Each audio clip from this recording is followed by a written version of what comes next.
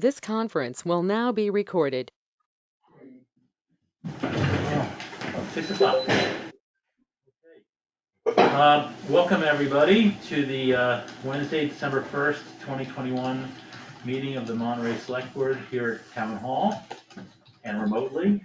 I'm Stephen Weiss, the chair. Justin Mako. Present. And Don Weingold. No. Okay. So let's just jump into it today. Old business, town administrator approved minutes of 11/17. So I didn't have any changes, I understand just a few changes. 11/17. Yeah, so just going through them in order. I think it was around 5:15 that we entered executive sessions. You're absolutely right. It was not 6:01 PM. Obviously, it's a mistype. It was 5:15. Good catch. I missed that one. It just said that I made a disclaimer instead of just saying I stated for the conflict of interest. And I felt that I can participate in the matter before the board. That's fine.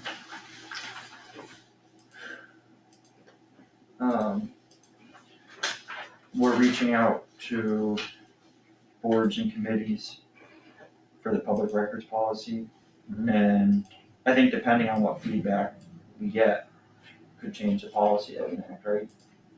So I just said, so that the board can make a policy decision on the matter early next year, because we had set a deadline at the end of the year. Yeah, that's fine.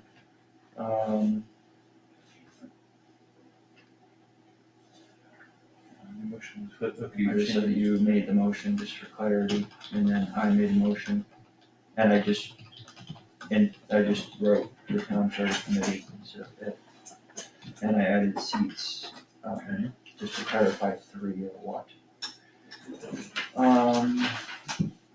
Steve stated that the documents, complaints, email questions about are part of an ongoing investigation, not for public dissemination. I remember saying that. That's fine. One thing that we had to ask council about, and including the appointment term, which is kind of, I guess, well, the appointment term and also the schedule for stagnant elections, was another thing that we asked council about. And then the board agreed that Justin would politely ask the homeowners if they would like to take the profane sign down. Do we use the word politely? I said politely. Okay. And was it to take the sign down or just to talk to them about the sign? Did we actually say that we were going to ask them to take the sign down? well, I was going to politely. I thought you were going to politely talk to them about the sign. I don't know if we were actually going to have you tell them to remove the sign. I think it was just to talk to them about it. I mean, so I would change that to ask the owner, would politely talk to the owner about the sign. We can make changes on that one. Yeah, I can do that, talk to homeowners. About the profane sign. I'll initial that change. Okay, that's fine. Keep going.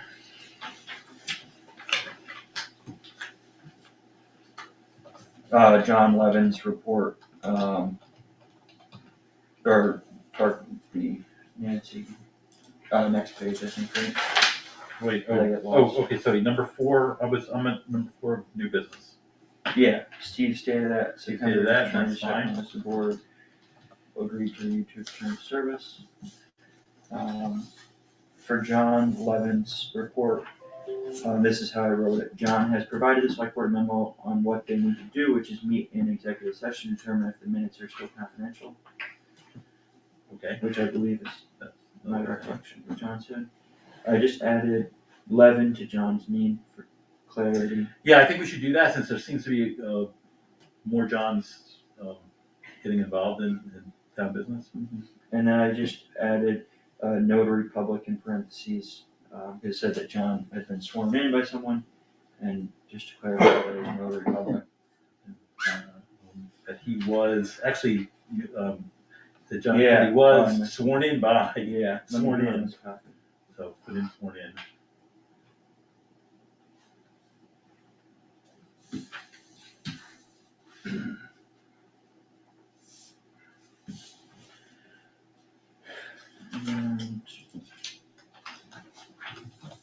And then Steve explained that the current recall provision, which has been sent to our representatives to be passed as a special legislative act, would resolve this. And Don explained that a special act could be created to have a meeting attendance provision. Don explained that special act. The two people shouldn't have to carry a burden of supervision. Don explained that a special act could be created to have meeting attendance provision. I can't hear you, you're speaking very softly. Sorry. What? So at the end of our discussion about, well, it was during public comment, my recollection is that Don Coburn explained that a special act could be created to have a meeting attendance provision for elected officials. Did you, And then, in my recollection, Steve said one special act at a time. But, I mean, the draft was Don explaining that a special act would need to be created to have a meeting attendance provision. it's fine, I'm not quite hearing all your words. it's all right, I don't recall, what is it? Um, nothing that will get you in trouble. Okay, terrific, so this is that.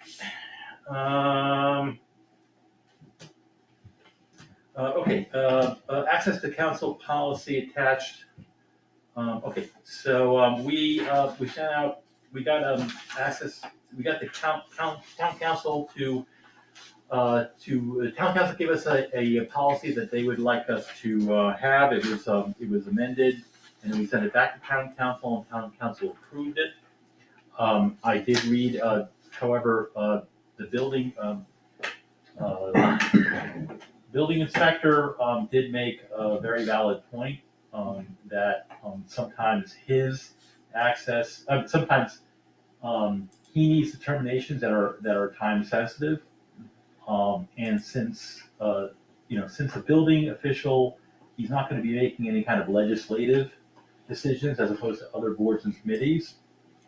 I believe that he was correct, that he should be exempt, he should be allowed to have direct, communication with council as long as it is about a building matter. I saw two major points that Don made.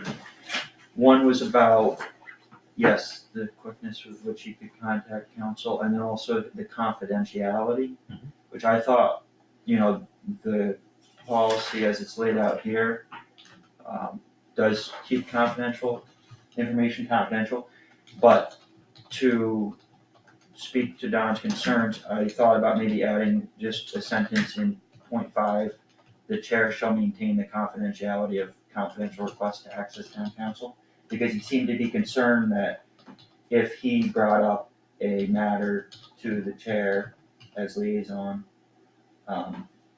then it would not be a private matter anymore. But that's not the way that it's laid out here. So that's a good provision. What I would recommend in addition to that is, that we allow him to directly contact council as long as informs the board, he can inform as long as he informs the board that he has done so. So that at least we know when he's done it, because again, I think you covered the confidentiality part fine, but again, I think his expediency, note was, it made a lot of sense to me. So do you wanna make that a point here somewhere? Yeah, I mean, we would make, I mean, where we could make it as, we could make it a separate point that the uh, building, whatever its official title is, director of building safety, Building commissioner. Building commissioner may contact council, directly as long as they notify the select board, when they have done so. I'm not opposed to that, I feel like that's kind of already what the policy would allow Don to do. I mean, he would just check with you, really, Well, and he- say, hey, I'm gonna contact council, it's a time-sensitive issue, or a confidential issue, and you would say, okay, sounds good. And then you would be notified, and you would be able to contact council in a timely manner, so I don't, He's trying to take the, dear board, I need to contact council, yes, Don, yes, Don Tirico, you can contact council. He's trying to eliminate that lag. Yeah. Okay, so, so, so I'll write a point 9, or a new point 10. I guess. It's We already saying have what a you wanna say, I mean, to the extent that. I don't, Hold on for a second, hold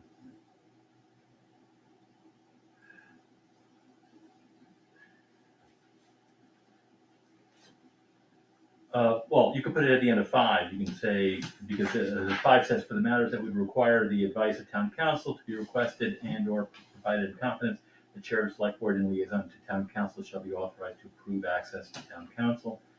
And I have a little asterisk, and I would put, exemption to this would be the, director of building operations who may contact council without, who may contact council, without pre-informing is not the right word, Don? Pre-authorization. Without pre-authorization, thank you, without pre-authorization, from the board, but must notify the board subsequently.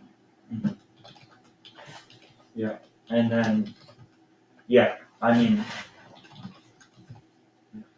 I mean, it speaks to exactly what you need, for a very good point. well, and frankly, Don Tirico was the reason why I changed emergency from time sensitive, because I thought that would accompany his use of counsel, and his needs regarding the use of counsel, but I guess it was not strong enough. And so I don't have a problem with that, because like Don said, he's a trained professional, He and, is. and he's uses counsel sparingly for, Okay, so we can make that modification, and, with that modification, I mean. I have 2 other modifications. Oh, you- oh, Different. So at the end of point 2, there's a comma, and I think it should be a period, after matter, Oh, okay, just a Right. minor change. I can see that. And in the first sentence of item 4, just a correction from to a time sensitive nature, just removing that. Those are. The matters that are of a time sensitive nature, from A to A. Okay. And then, speaking to a different point that Don had made, I would insert in item 5, after the chair shall notify the select board of the same at its next meeting, I would insert, the chair shall maintain the confidentiality of confidential requests to access town council. Because I know that was something that Don was concerned about, and yes, Sure. it seems that way, but it would be, I think it would be comforting for people to know that if they have a confidential request, it will remain, because there are, confidential attorney, Good, so can we make these corrections now and approve it, or? I don't see any reason why council would need to go over these No. minor corrections. There's something. And to be clear, it was just the two Right, the two typos. typos, two typos, and then five is, in paragraph 5 is the one that's going to be, added to a bit. You wanna take a stab at it? I just didn't hear where you said where to add it in number 5. The chair shall remain confidentiality. I put that after, the chair shall notify the select board of the same at its next meeting. I don't know that it necessarily matters where it goes, but, it reads to me that way, but Don was concerned about it, and I wanna address that concern. That's fine, that's fine. And then where you added was at the end of. I added, put a little asterisk after the first sentence that ends in town council. And then the asterisk, then at the end of the paragraph 5, the asterisk is, exemption, the director of building operations shall be exempt, from this provision, providing that, they get, providing that, they notify, the chair of the select board, after they just reach out to council.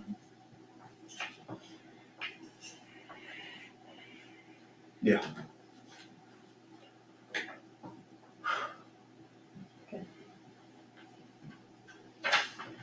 So Melissa's gonna print up a new copy, and we'll vote on it. You can go ahead and vote and I'll give you the copy just so you make sure that it's correct, so you can keep moving.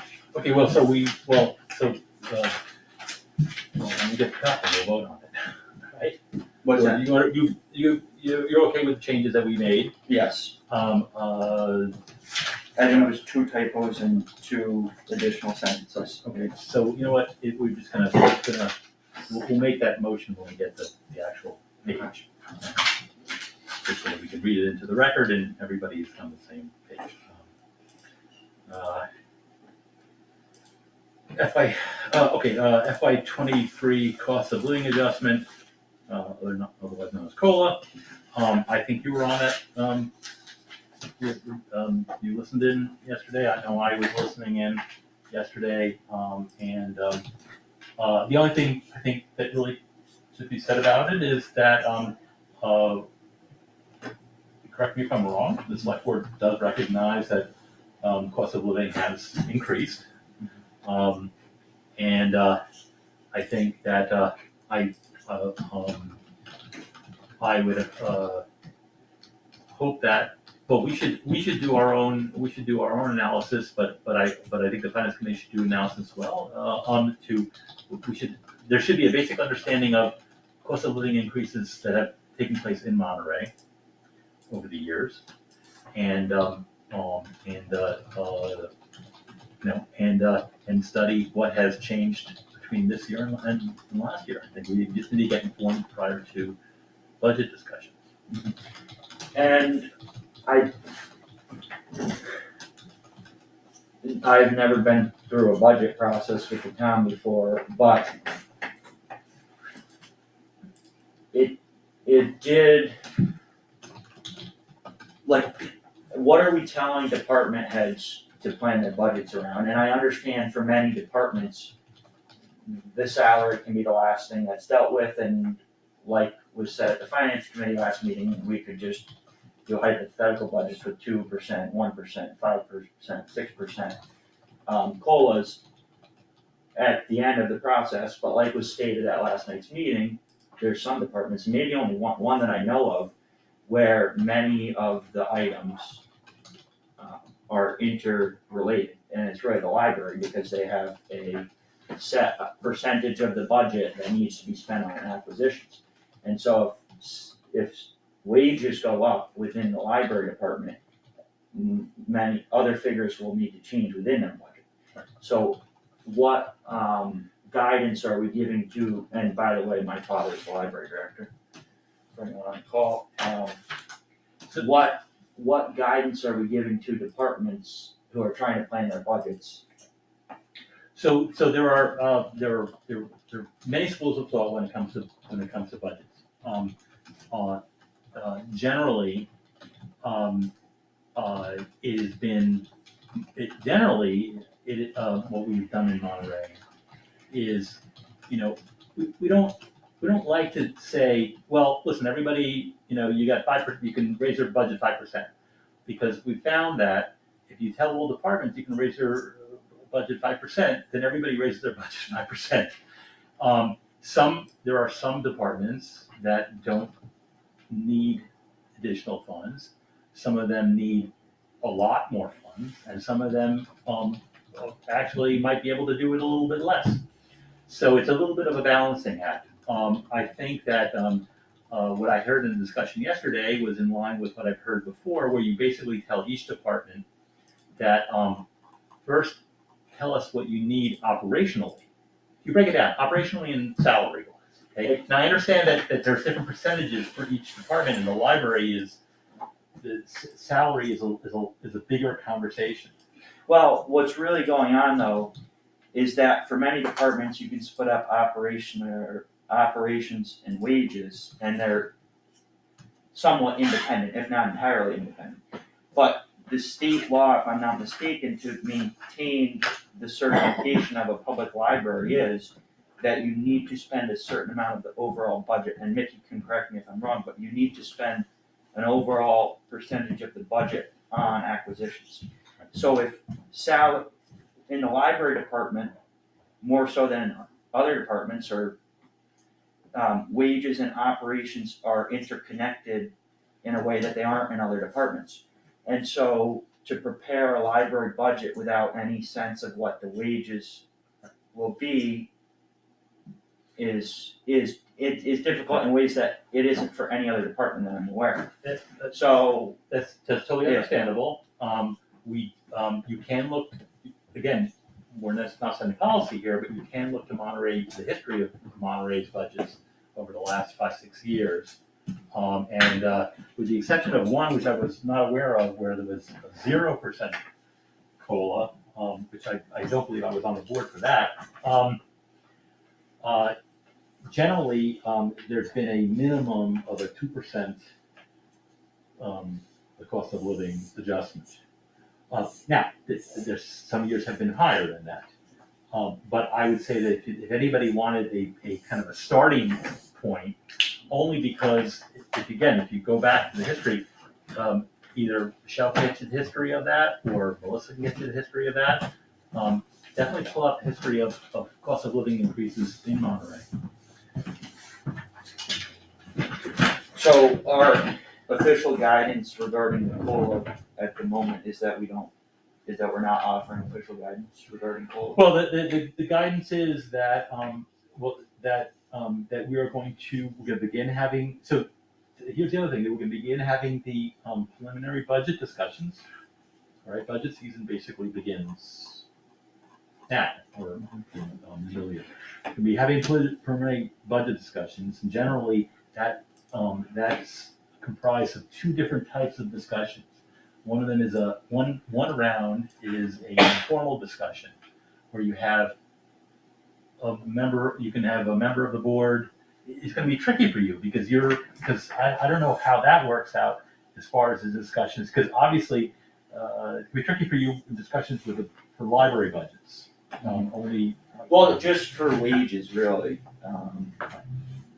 So, yeah, so we'll have to see how that works, but basically this is gonna be an informal round, where you generally have one member from finance committee, one member from the select board, and the town administrator, and the head of the department, and they have just a very cursory discussion about how things are looking.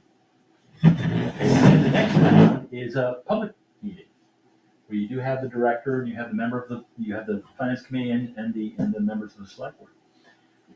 And so there are several rounds of discussion that are gonna take place. But yeah, I mean, we we generally reserve the talk about cost of living adjustments toward the end of and I know that's frustrating. Only because, again, because it's hard to do it the other way around. I can, again, Yeah, no, I if you look, but what I would recommend is pull a history of Monterey, get a history of what the agreement, what the allowances have been over the last 5-6 years. That's very easy. You'll get a kind of an understanding of what's going on. Is there anything that okay. Let's just do this. Going back to this agreement, the chair shall maintain confidentiality of requests. The building commissioner shall be exempt from this provision, providing he notifies the board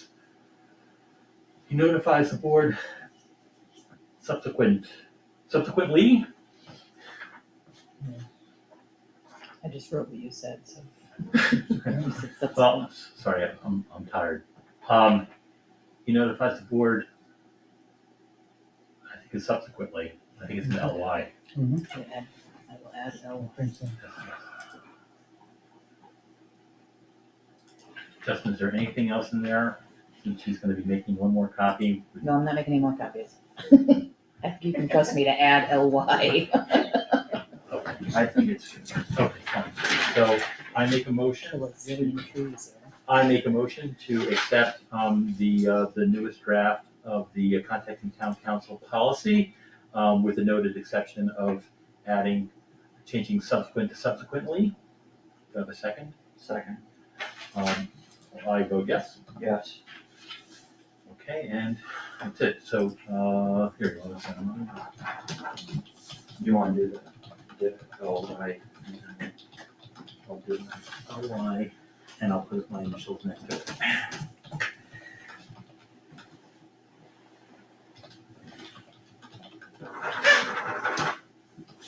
All right, so put it on that's the most of the file. Okay, good. All right, so new business update from John Levin on public records requests. John here? I am here. Oh, hey, John. Good evening. I'll be relatively brief tonight.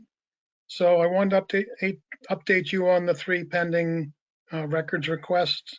Following up on the select board meeting of a week ago, with respect to the 2 John Weingold requests, I did go back and review the statute and the regulations, and the Secretary of State guidance regarding the collection of fees and what the rights or obligations of the records access officer were. And the guide does specifically state, but the statute and the regulations do not, that the records access officer has the discretion to require payment in advance for documents. So with that and the select board's determination or recognition of their prior policy, where they stated to me last week that prior policy was that before records would be produced or researched, that the fee would need to be paid. I transmitted a letter to Mr. Weingold advising him of the select board's policy, as well as the guidance in the Secretary of State's public records guidebook, and indicated that unless and until he provided the estimated fee payment, that that we would not pursue collecting the records for him. Secondly, with respect to the 2 Terry Walker so-called document requests, and they're actually Melissa No document requests, but directed to Terry Walker. After some back and forth, which I won't bother to go into, I received a response to my set of initial questions from Terry late yesterday afternoon. I reviewed them last evening and this morning and followed up with a response to her with respect to certain questions that I have relative to her responses, and questions I have as to whether or not she has fully complied with the document request. And I hope that she will be responsive to those requests so that we can continue to move that along. And then lastly, regarding the Nancy Tomasevich request, Nancy filed an appeal with the Supervisor of Public Records, effectively stating that it was her belief that since she filed a open meeting law request, that it was not within the jurisdiction of the records access officer, and therefore I had essentially no business in sending her a letter telling her what we were going to do. I received that appeal yesterday as well, and responded to the supervisor this morning, indicating that while Nancy did indicate in the body of her email that it was an OML request, her subject matter said public records request, and further that essentially she is asking for a select board document, which by definition is a public record. And therefore, it was appropriate for me as the records access officer to respond to her. And we will await the decision from the state supervisor as to whether or not I should have responded to her or not. But I think from a substantive perspective, it's really irrelevant, because the document is still subject to the confidentiality or executive session provisions of the open meeting law, which we've already discussed. And so I'm sure the select board will process it as we outlined last week. And at some point, whether through me or from the select board directly, Ms. Tomasevich will receive a response. And that's my report.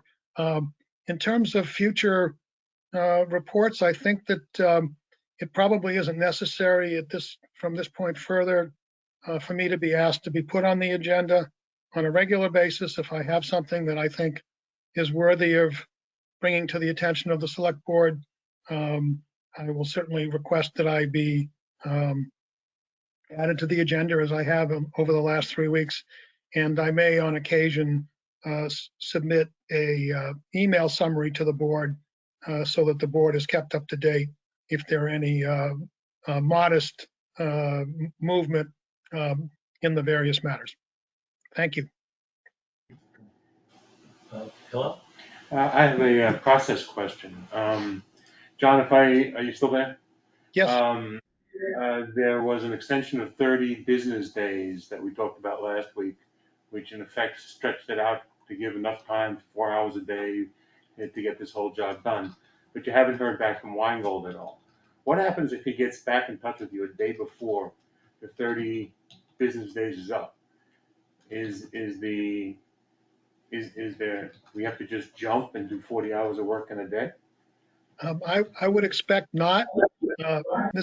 Mr. Weingold is aware of the fact that we were granted the 30 business day extension. I think if he were to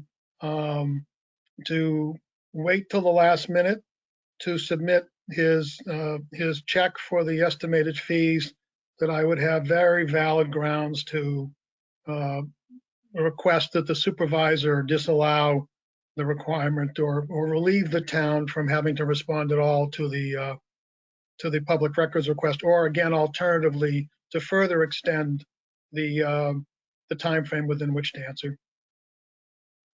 Okay, thank you. Good question. Anybody else? All right, thank you, John, for the update. you do understand the requirement of letting us, to get on the agenda as far as, the 48 hours notice, Yeah. right? I am Because- familiar with it. Okay. Terrific. All right, thank you. Let's move on then. Town administrator items, human resource director update.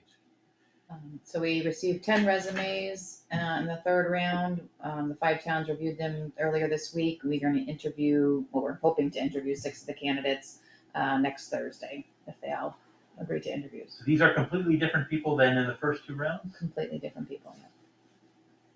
Why do you think they're, what? Okay, that's good. I mean, it's good. So, and everybody knows this 5 towns are getting together, trying to hire a human resource person full-time, which is something that every town sorely needs, including Monterey. You've been reading the Berkshire Eagle. Okay, good. Keep us apprised of that. Okay, the minutes of 11:24. Let's see how we're gonna do this.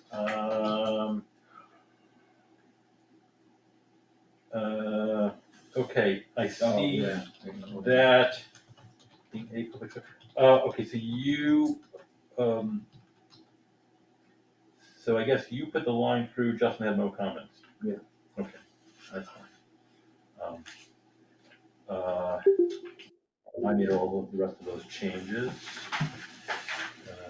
Let's go to the next page then.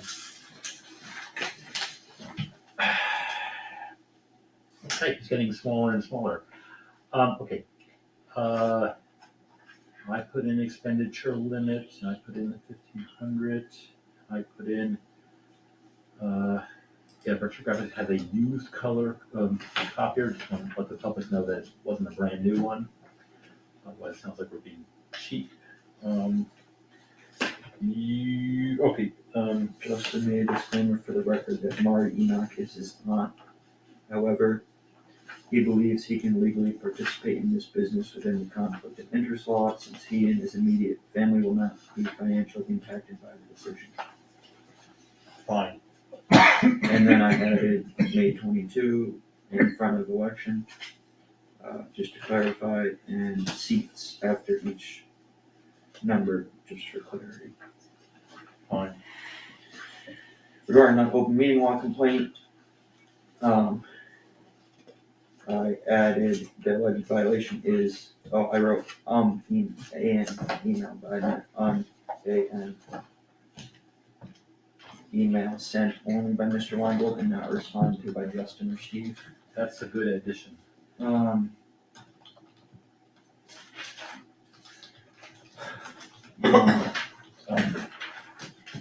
guess I can, just for that, this typo from AM to AM.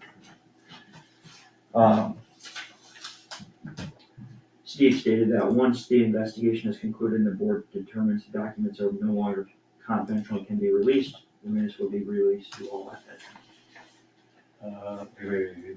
Say that once those are gonna conclude, unfortunately, it's no longer confidential.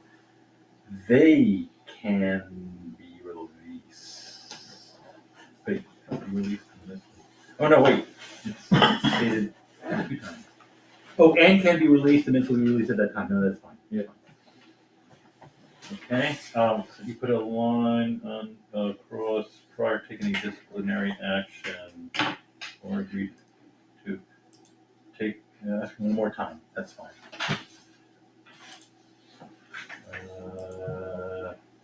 What else am I looking at? I just wrote Justin made a motion, from a motion was made, just for clarity on who made it. Good. And then I think you made the rest of it. Oh, no, Yeah, I put in a Steve made a motion because it was just a motion was made. For you mean D, 7D? Cause I wrote Steve made a motion to make it a policy. I just wanna make sure that I made the motion. Yeah. And then, and I just requested, and I just clarified the C where I stated that, and we'll talk about it, that, I said, I thought it sounded somewhat hypocritical. And then, I guess you did request more, you took out ED, more time to think about posting meeting before making the decision, Justin agreed, so that, I am not posting past board meetings. did I make that change, or did you make that change? Anyway, it's a good change, we made it. But, Steve requested more time, I agreed to your request for more time, I guess.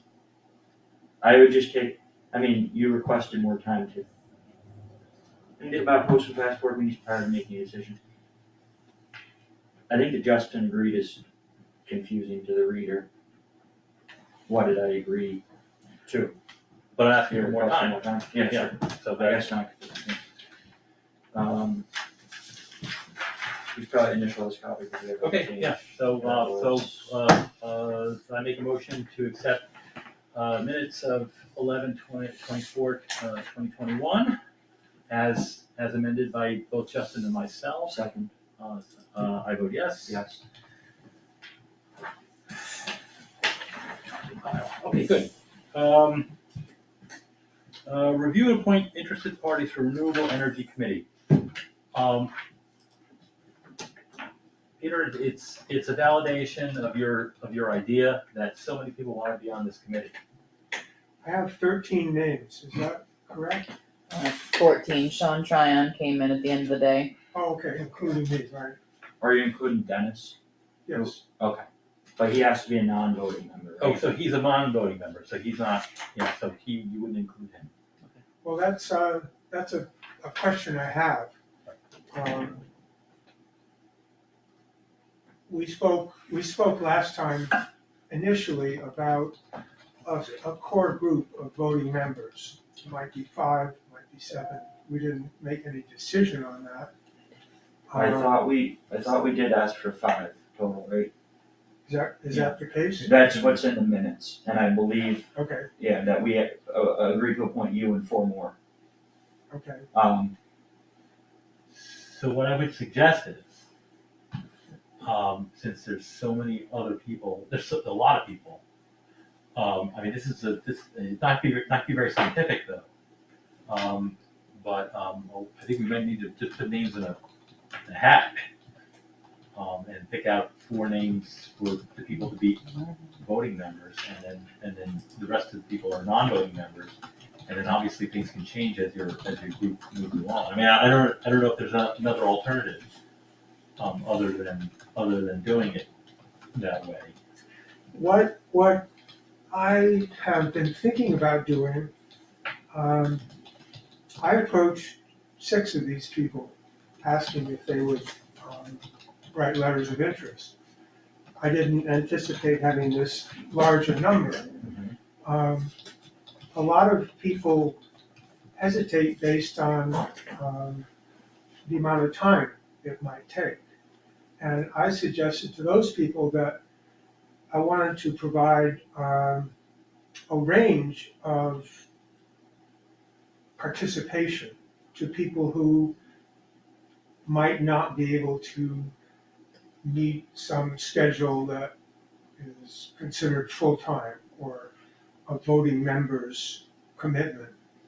Because I think people can make meaningful contributions on a less than full-time basis or a less than voting member basis. I want to include those people. I don't want to push them away. So I'm wondering if there can be, a 2-tiered appointment as committee, as working group members. Dennis Lynch, for example, said that he wanted to be a non-voting member because he was anticipating a conflict of interest. We've received a couple of detailed presentations from people who sent letters of interest that talked about their own possible conflicts and how they would handle them.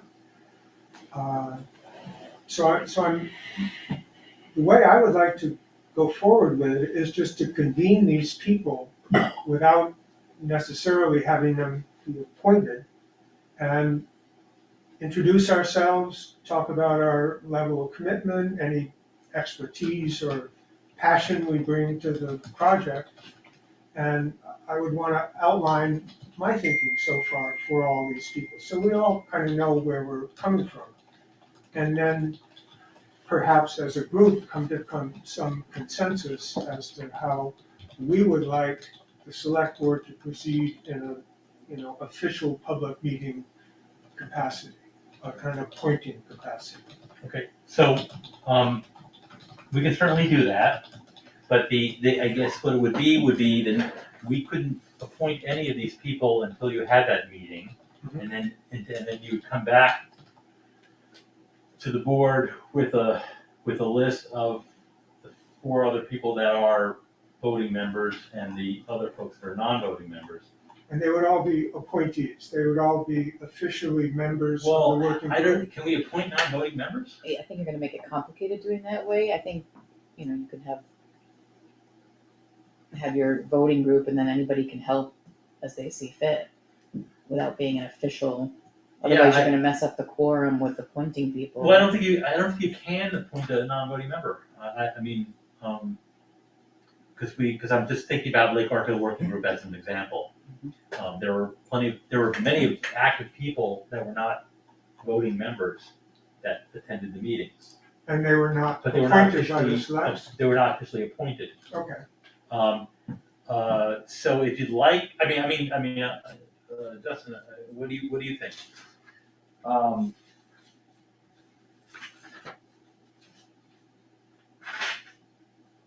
I do think that appointing a large committee would bring about issues reaching quorum to make meetings official. Mhm. And I mean, one thing is that any of these people, even if they're not appointed to the committee, these will all be open meetings. And so they'll be welcome to attend, participate, and share input and their experience and knowledge.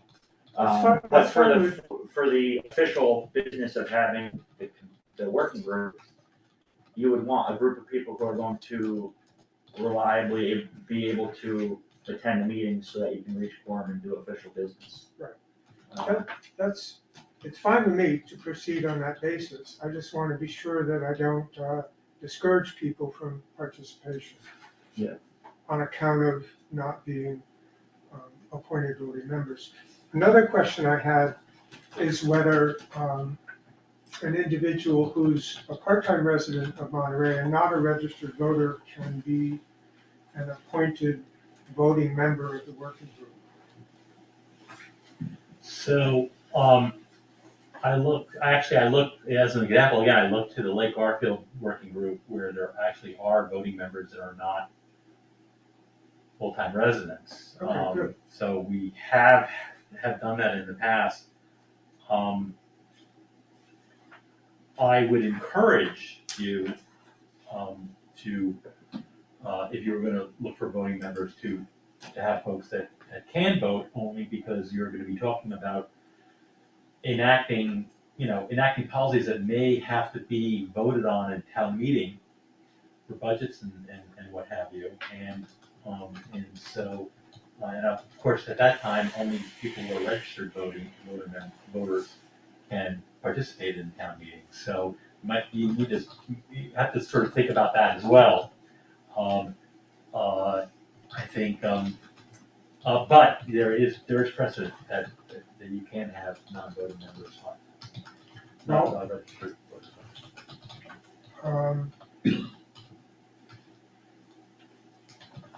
At least one person in this group fits that picture. And that person, when I spoke about it with him, said that one of his first things out of his mouth was, I'm looking for a way to get back to the town of Monterey. So I don't see any reason why a voting member couldn't be a person who's not registered in Monterey, from the point of view of making a contribution to the town. As But I just- just wanted to be Yeah. sure that the group will not run into some unanticipated roadblock down the road for following this protocol. As No, Justin we- mentioned, And as council, let us know a couple weeks ago, and if you read the selectmen's handbook on appointing committees, where the select board is able to appoint, people who are not registered voters in Monterey to appointed groups. And even, Okay. we're able That to do answers my that, question. yeah. And we currently are doing so on many boards and committees, Okay, commissions. that's good. so is it my understanding, on the Hill, did you have a question? No, it's okay. Is it my understanding that what you'd like to do is to have a meeting with all the people that have put in their applications? And then you believe that in that meeting, and then you will let everybody know that you really need to come up with 4 other people. And see if they can if you guys can hash it out. Mhm. Without discouraging the challenge, without discouraging the other folks. Yep. From participating, Sure. even if they're not officially Yeah. voting members. And we'll conduct that meeting, with notice and take minutes and, we'll make it a perfectly legal. Is it okay, Open meeting. I would, unless Justin has a problem with it, I'd like to attend that meeting. I'm not going to interfere in any way, but just, it's a public meeting, so I Well, plan on attending. If we post it, then everyone will know about it, time and place. If you think that's preferable to just drawing names, then. I do, because I don't know many of these people. And I would not want to, I think it's reasonable to consult a group of people and together make a decision about level of participation and level of public accountability. I've got a question for the board, or let me first pose a question to you. Do you think that 5 is, given the interest, the public interest in this, do you think 5 is too limiting? Do you think 7 is more appropriate for the committee, or would you like to? Yeah, remember, if you have 7, then you have to have 4 people for a quorum. That's the problem with for 5, you only need 3 people for a quorum. But I'm just putting it out there, while we're sitting here. I don't have a backlog of experience to know specifically how difficult it is to get 4 people to a meeting on a day at a time. But I think it's reasonable to consider 7 instead of 5. May I say, okay. But as you're presenting it to me, 5 is the Well, the board, specified number. the board captained 5, in a meeting here. If the board decides, to amend that, the board can do that, in this particular case. Well, actually, you know what, I'm getting ahead of myself. Why don't you have a meeting first and see how passionately people want to actually be a voting member? And again, you're gonna have to, one of the challenges with having also folks that are not full-time residents in Monterey, I mean, well, we're doing Zoom meetings, so people can participate from far away, but sometimes if people are not full-time residents, they tend not to make all meetings and things like that. Of course, you do have full-time residents who don't make all meetings either, so, but that's kind of the consideration of it. Why don't you have the meeting first, publicly posted, Melissa can assist you, and let's see where you go from there, is that okay? Great. Like a hand. Yeah, I want to thank Peter for suggesting that they have a meeting to feel people out about their level of commitment. I think that I understand your impulse to pick people out of a hat, but I don't think random choice for a substantive committee that involves ex experience and commitment as well as general interest is the best way to end up choosing members. So I applaud him on his thoughtful suggestion. and I agree. We're always looking for a solution here. There's a lot of people who seem to be passionate about it. And, I didn't want to also pit one passionate person against another passionate person, and you got a lot of passionate people. All right, good. Let's see how it goes. Okay. And, let us know when that's it, all right, good. Town Charter Committee. So, that we have enough people on Charter Committee. It says attached. You have 3 seats and 5 people, right? There are 5 people and 3 seats. Good, 5 people that are requesting 3 seats. Maybe I'm gonna be able to use my hat after all.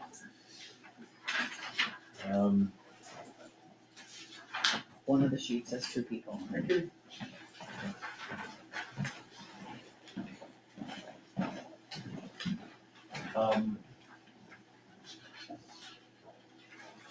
So I have one sheet here that's got Ron. You have Don Coburn, Janet Maximum, Joel Maximum, Frank Abbott, and Debbie Slater. Okay.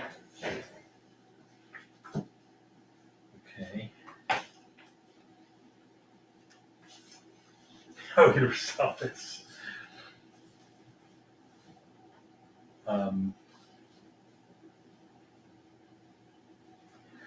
Well, again, here's Debbie's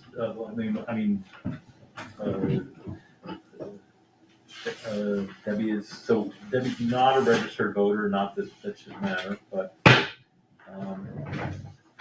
got 2 people in your household. All right. We also have 3 dogs. You also have 3 dogs. The dogs cannot. Oh, yeah, watch what you're saying, watch what you're saying. They're very smart people. I got a bunch of cats that actually wanna, run for conservation commission, but that's not gonna happen either. So is this a hat moment? How does one choose 5 people that have written in as per our instructions and put them into 3 slots?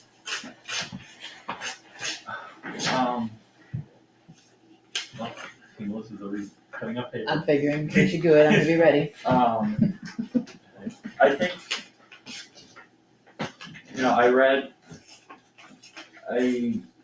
for both of these committees, I was wondering more broadly about the appointment process, the select board appointing committee, so I went to the select board handbook. And it doesn't lay out anything too specific, for how to choose people, and there's more applicants than seats, but it does highlight some things like getting a diversity of opinions and maybe a mix of how long people have lived in town, and things like that. People, who will cooperate and work towards the goal and who are reliable. So I don't know if we should use our discretion and review the people, and see who we would like to appoint to the committee. I mean, at least, we know some of these people are regular participants at our meetings, and so we can get a sense for them. I just, thinking about it in reverse, I just don't know who I would actually exclude. I mean, yes. Well, would you be willing, like you did with Peter's committee, to expand the committee to 7 people? It is at 7. That one is at 7. Now it is at 7, Yes. okay. It was a compromise between 9 and 5. Okay. We already went through that. So now, doesn't mean that these appointees, that the other people cannot participate. But I think that,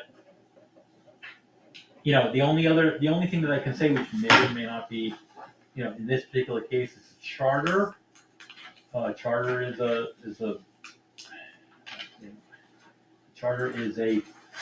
document that's followed by the folks that are voting members. I hate to exclude people based on their voting status. There are 2 people here that are not registered voters, I think. But also in Debbie's communication to us, it seems like she actually is transferring her voter registration to Monterey. So she will be a voter, right?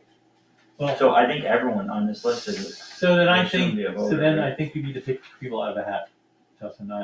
There's no other way to do it. I can't think of a way to either include or exclude folks without it being, we don't have enough knowledge of people's, understanding, motivation, and ability to be present at these meetings, to make a real informed, decision.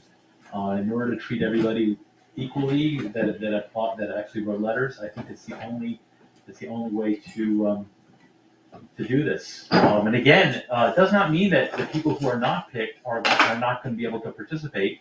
And indeed, you're going to find, I would bet, this sounds like it's going to be a really interesting committee, the charter committee.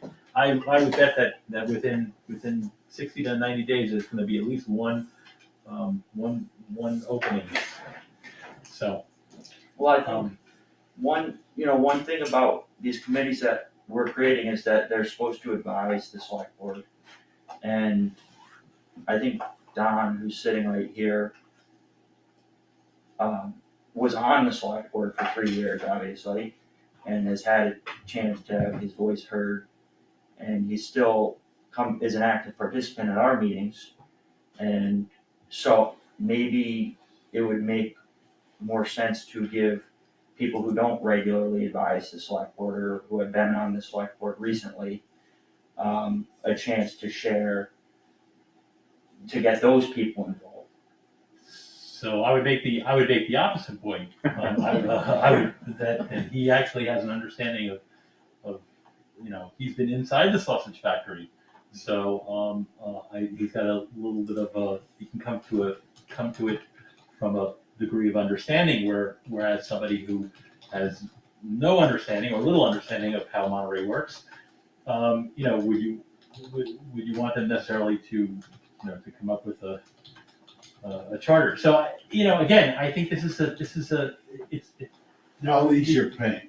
I'll withdraw. Oh, no, don't do that. well, Steve, I thought that this committee was trying to present a case as to whether we should or should not pursue a charter.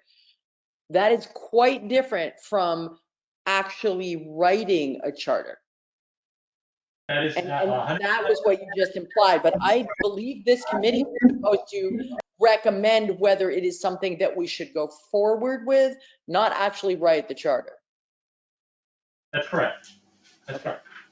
Oh, I'm sorry if people misunderstood me. They're not writing the charter, but still, people involved in town government have an opinion, or we have an understanding of what we have been doing without a charter, because this town has been operating since 1847. I wasn't discounting your point about experience. I just wanted to make sure I understood what the committee was actually was tasked with, that's all. Right. So are you indeed withdrawing? I don't want to make Justin uncomfortable. I'm Well, perfectly happy. We're still gonna have to pick names out of a hat, because there's still No, you can actually use your judgment and appoint who you think are the best people, but I'll tell you, I am going to withdraw. And the reason I'm going to withdraw is very simple. This town is in a mess right now. And if I were on the board, my position, the committee, my position would be that nothing should be approached with respect to charter change until the politics and the other nonsense that's going on in town now is done with. This is a far too conflicted select board. It's a far too conflicted town to address all the issues. And if we tried to do it now, we would end up with too many people doing things for political reasons rather than the interest of the town. So I don't see, that's a position which I would take before the town meeting, if somebody recommended, the committee recommended it, and I don't have to be on the committee to make that position, no. It's not time for a charter in this town. Nikki? I have actually written a letter to the select board, copies posted for all you, and it says basically the same thing as Don just said. How'd you guess me? It said that at this time, I think that you should suspend forming a committee until this town is back on our feet again, because we are not at this time. Thank you. I'd love And I wrote to, it. I'd love to agree with you. Would you like me to read it It's up to you. to the public? It's up to you. Go right ahead. Because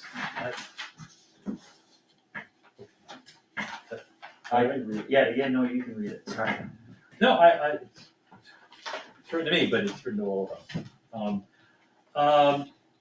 Okay, let me read it. So, this is from Mickey. Dear Steve, when the question of forming a committee to investigate the establishment of a charter for the town of Monterey came to the floor at last June's town meeting, I had no idea what was at stake.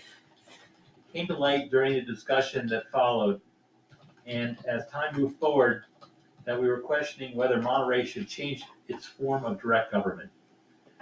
That's some serious business. That is not something that should be taken. It should be understood by all that times are changing. To put it briefly, there are many more regulations and laws that must be followed by each town. These change all the time. There is almost no way that a part-time select board member can be up to date on all of these. There's a need for a trained professional to guide the select board through this maze. How much power and control should be granted to the professional? Is a professional hired by an employee or an elected official? How much control will be taken from an individual select board member who is elected by and responsible to the townspeople? What changes would be made to the various boards and committees whose job it is to oversee the many facets of our government? And how much control of government will be taken from the public who heretofore have had a major control of their government through town meeting? As I see it, these are some of the questions that must be answered by the charter committee.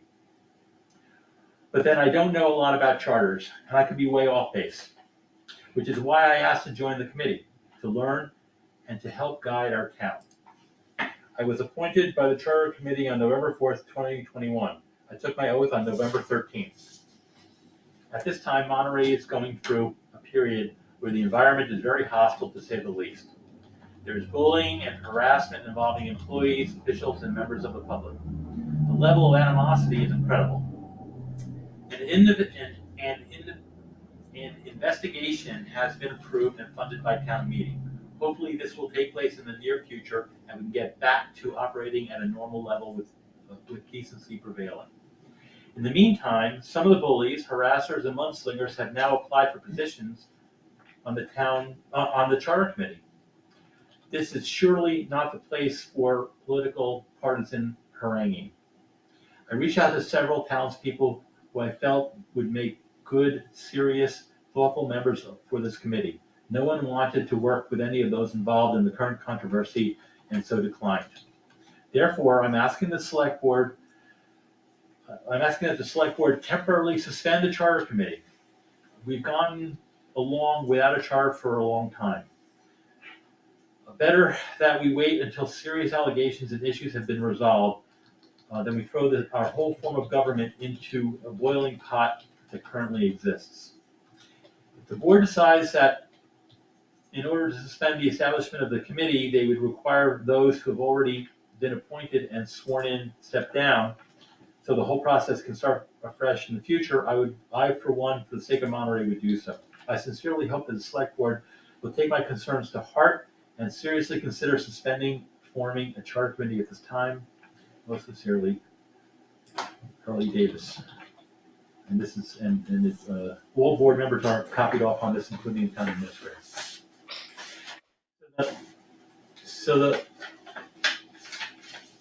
I don't believe that the board is in the position to suspend a committee that was voted on through an annual town meeting. It didn't say when you had to appoint the committee. It said you should appoint a committee, it didn't say when. And it did take us 6 months to do initially. And I agree that town meeting is the ultimate authority, even above that of the select board, but we take the orders of town meeting, which is the ultimate authority in our government. And sometimes they ask us to do things, like they asked us to make a public records policy, and they asked us to appoint a bylaw review committee, and they asked us to appoint a town charter committee. But then we have to figure out within that order that they've given us, how do we best fulfill how they've asked us to do it. So for example, town meeting asked for every public record to be posted online, right? And we're not making a policy that's gonna do that. Because through our research and thinking, we can't. But that doesn't mean we're not gonna try. We're gonna try to execute the will of town meeting by coming up with a reasonable policy to post public records, like in the spirit of what town meeting wanted. So town meeting did ask for us to appoint a town charter committee, but it didn't specify when, and maybe it'd be more within the spirit of what town meeting voted for to put it off. And it can be looked at more objectively with cooler minds in a different environment, because it is a question that really goes beyond what we're in. It doesn't necessarily alter our government, but it would codify it in a way that it isn't now. And so I don't think it's going against the will of town meeting to put off appointing the town charter committee at the moment. So I'm personally uncomfortable. Remember, again, this is gonna be a reoccurring theme here. We're public servants, okay? And the town did vote to set up this committee. Now remember, this committee is for, and Susan reminded us, this committee is for to decide whether or not that there should be a charter should be written. Big step to take, to say, yes, we wanna go ahead with it, or no, we don't wanna go ahead with it. As I said, I really don't know enough about it to. Let's first, let's work on two levels of this. First of all, I'd like to get a legal opinion from council that we could even do this. Do what? But so if the town comes up with an edict that they mandates us to do something, and we decide that we're not gonna do it by just not doing it, that goes against what we're sworn to do. And the people who can hold us accountable for that are the voters at our next election. I Or understand. for recall, at some point potentially. So, yes, abiding by the will of town meeting is one of our foremost responsibilities as a select board. But it's not always black and white. And like for example, with the public records policy that I mentioned, the town meeting asked us to post, the select board to make a policy to post every single public record, and we're not. And we haven't, and it's been half a year since town meeting, and the policy we're even considering is nowhere near what town meeting asked us to do. However, our constituents can talk to us, and we can tell them why we're creating a policy that's not exactly what town meeting asked for. And I think in the same vein, we could tell them why we are going to appoint a town charter committee, just not right now. I do wanna read a little part from the Mass Municipal Association Guide for Select Board Handbook, cause it relates to this. On terminating appointments, cause you mentioned legally, what are we allowed to do?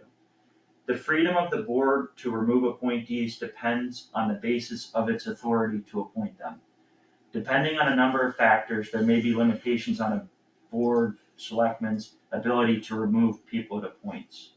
There has been some support, however, for the concept that the power to appoint includes the power to remove unless otherwise limited by law. In any event, when dealing with these issues, it is imperative to consult with town council. Even if you have the right to remove someone, it cannot be done for improper purposes. Claims that a removal was discriminatory or in violation of civil rights are very costly and disruptive to local government, even if you prevail in the end. Alright, so listen, I'd like to do a little research before this. I gotta tell you, listen, I think that's a good idea to research it. look, I'm gonna do it, I mean, personally, I agree with you, Mickey, that I don't think that we should have a charter. We should work on the town first before we would start working on a charter. However, that's my personal opinion. Again, when I take town meeting very seriously, and I think what the public asks for, we should try to do. Sometimes we don't always fulfill it 100%. But in this particular case, we do have the ability to fulfill it 100% if we want to. So, if the board will allow me to do a little personal research, okay? We'll put it on the agenda for the 8th, and we can revisit, we can certainly revisit. And I just wanna clarify, because I don't think it's that by doing this, we wouldn't be fulfilling the will of town meeting. We are given orders and guidance, but we have to operate within. But they asked you to put together a committee, and by lack of action, you're not putting together that committee. I mean, that's a, you know, to me, it's a kind of a black and white issue, and again, it's personally, I agree 100%. I'd be very happy not to do anything about it, but the people have asked us to do it, No, I and so. don't think there's a problem with researching it. So let me do a little research, let me make sure that I'm, you know, In your thinking and your research, separate out those items on which a vote of the town meeting is the law and must be followed. Budget items, completely separate from other items such as creating a committee. The vote is taken in May. Circumstances change. You're the representatives of the people, and you're supposed to use your judgment. And the judgment that Justin is expressing, to me, is perfectly sound. It doesn't deny, it's not a refutation of what the town voted on. They didn't vote on a specific thing. Well, that I don't, you know, Don, I understand what you're saying to me. Okay, I understand what you're saying. But again, whether, you know, if they're asking for a committee to be put together, it's hard to come to a place where you're gonna say, well, you know what, we're just not gonna do it, or we're just not gonna, not right now. You're not deciding you're not gonna do it. All you're doing, as Justin has pointed out, is you're deciding not to do it right now. Well, you already Totally appointed, the other point is, we already appointed some people. I understand, Mickey, that you would step down, but, I, you know, How do you talk to deal- the how other would- people, how I do you think they would understand why. Right, one point about law is that sometimes following the letter of the law can actually directly contradict the spirit of the law. And I feel like that's what we're dealing with in this case. And so it's not that I'm saying town meeting ordered us to do something and we're not gonna do it. I think we would more faithfully fulfill what town meeting is asking us to do by postponing it for some amount of time. Because if we appoint a charter, committee which is not able to operate objectively and is not able to operate within circumstances that really allow them to take a look at what's gonna be best for Monterey in the long run, because we're caught up in the day-to-day drama, we might be following the letter of the law and not the spirit of the law as town meeting passes. That's my understanding. Okay, I think it's a little bit of a logical leap, but, Well, you know what, But again, then, the Supreme Court has actually dealt with cases where they've said the law, to follow the law, you actually need to go against the letter of the law. And so I don't think it's a logical leap. well, I think, okay, so we have a hand up. Yes, sorry, I can't read from here. It's Jeff. Yes, thank you. This is Jeff Zimmerman. One option just to consider would be to follow what the town voted on. But my understanding is that the committee is to give a recommendation about adopting a charter. Again, not to write the charter, as was stated earlier. If we allow the committee to do its job, the committee might take into consideration the factors that have been raised already, which I think are very, very important comments about the conflict that the town has been under and whether this is the right time or not. And the committee could take that under consideration and might decide on their own, with the wisdom and the time to deliberate that maybe the select board doesn't really have. The committee could decide to not make a recommendation at this point, on its own free will, so to speak. So that might be another way to deal with this, is to allow the committee to meet, follow what the town had directed, and then kind of perhaps hope that the committee will exercise judgment, taking into account this and other factors. Thank you. All right, so, I'm sorry, Susan, oh, yes. So I totally understand your concerns, Steve. And I share, was it Mickey's letter that you read? Yes. Okay. I share Mickey's concerns.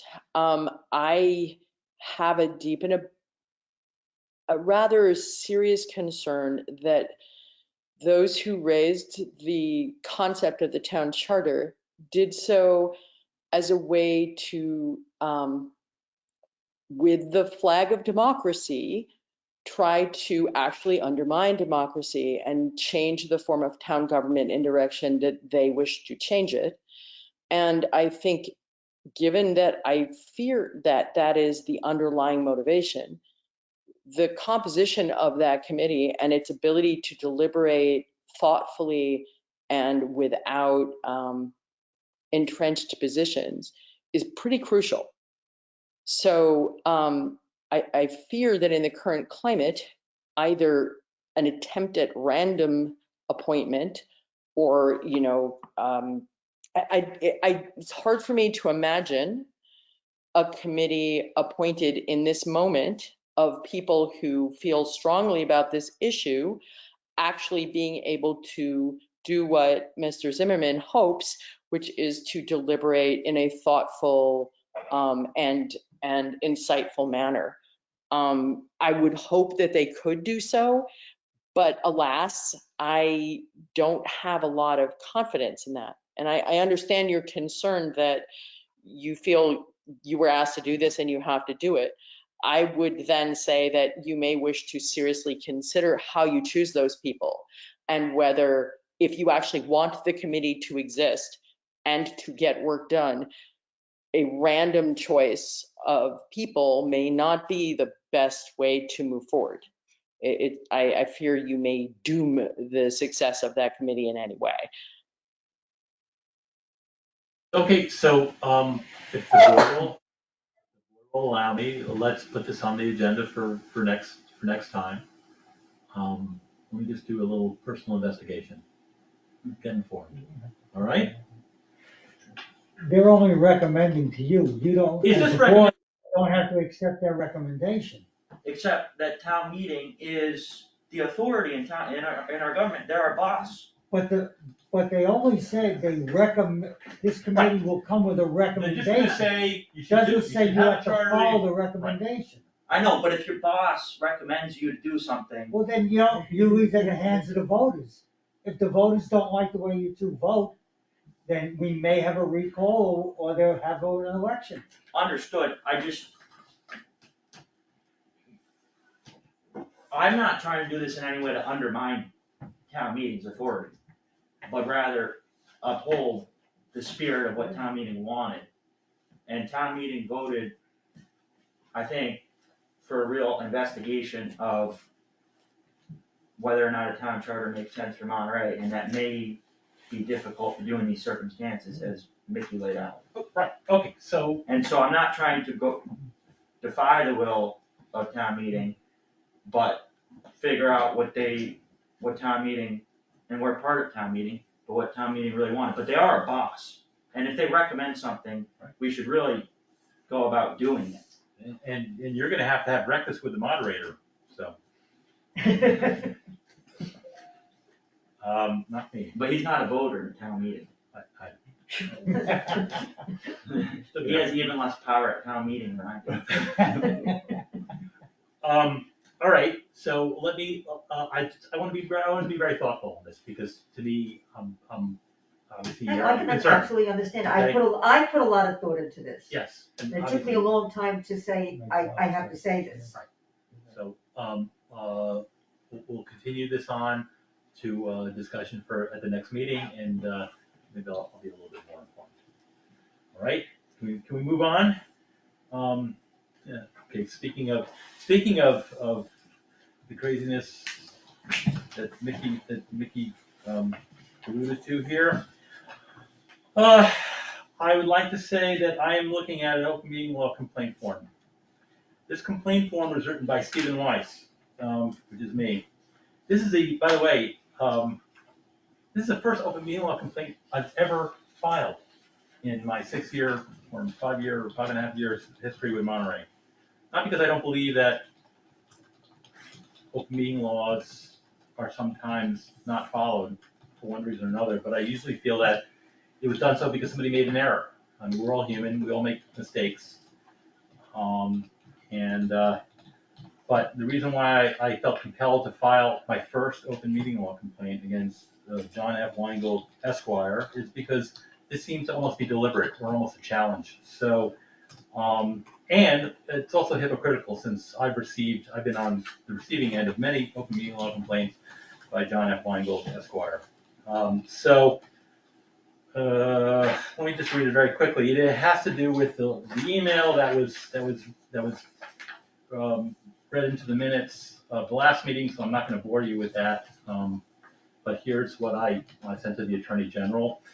On November 17th, 2021 at 5:14 p.m., 1 minute prior to a series of previously scheduled select board meetings, both in executive session and in public session, agenda enclosed, John F. Weingold Esquire, select board member, sent an email, copy enclosed, to the 2 other select board members, myself and Justin Maycook.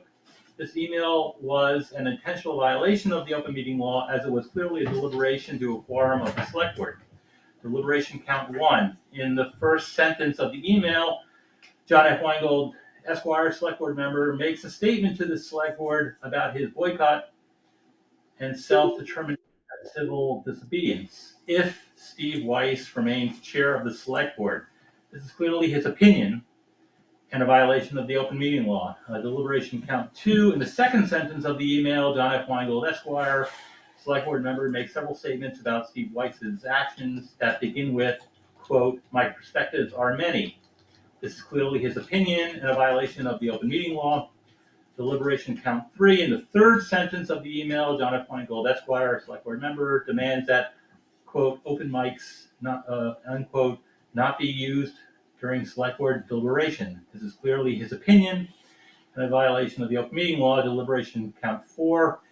In the fourth sentence of his email, John F. Weingold, Esquire, Select Board Member, gives his rationale for the barring of, quote, open mics, unquote, with the words that begin, my perspective, ... end quote. This is clearly his opinion and a violation of the open meeting law. This is also the paragraph that refers to the public as, quote, dunderheads, end quote. Deliberation count 5, in the fifth sentence of the email, John F. Weingold, Esquire, Select Board Member, begins with, quote, from my perspective, the chair NTA, ... end quote. This is clearly his opinion and a violation of the open meeting law. Deliberation count 6, the last sentence of the email, John F. Weingold, Esquire, Select Board Member makes a final statement, quote, we are not functioning as a board, end quote. While I agree with him, this is clearly a statement of opinion and a violation of the open meeting law. Lastly, it is important to note that on 10/17/2021, John F. Weingold, Esquire, Select Board Member, filed an open meeting law complaint,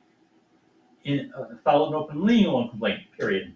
In the quote, what action do you want the public body to make in response to your complaint section, Mr. Weingold demands that the Select Board, quote, stop conducting SB business via email, copy and close. This clearly demonstrates that Mr. Weingold understands the open meeting law, demands that others follow the open meeting law, however, does not feel that the open meeting law applies to him.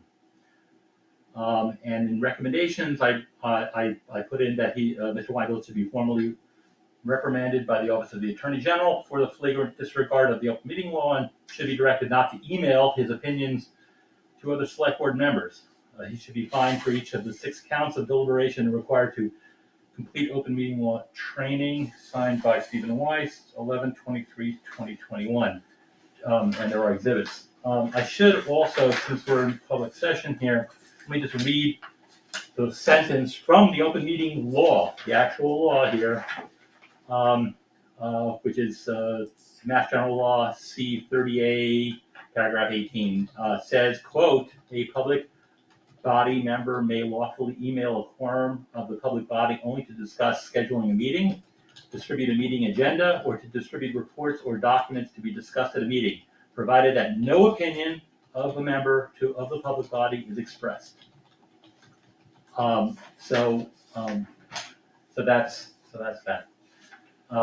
This copy was sent to the clerk and Mr. Weingold, and that can be filed with the Attorney General. Again, it's not the act, it's the hypocrisy of the whole thing. Okay? I mean, you want everybody to play by the same rules. You want to play law and order over here, then follow your own rules. That's the end of my statement. Any follow-up? No, I think as we discussed last week, usually when the board receives an open meeting law complaint, it may name a specific person and it may involve the whole board to different degrees. We've had a number of open meeting law complaints, and as I stated last week, I don't think it's usually the board designates someone to respond to the open meeting law complaint, right? But if it's really only against the actions of one board member, Yes, then they would be the person to respond. And So it is, I'm not writing on behalf of the board, I'm writing on behalf of myself. I'm putting in the complaint, and Mr. Weingold will respond.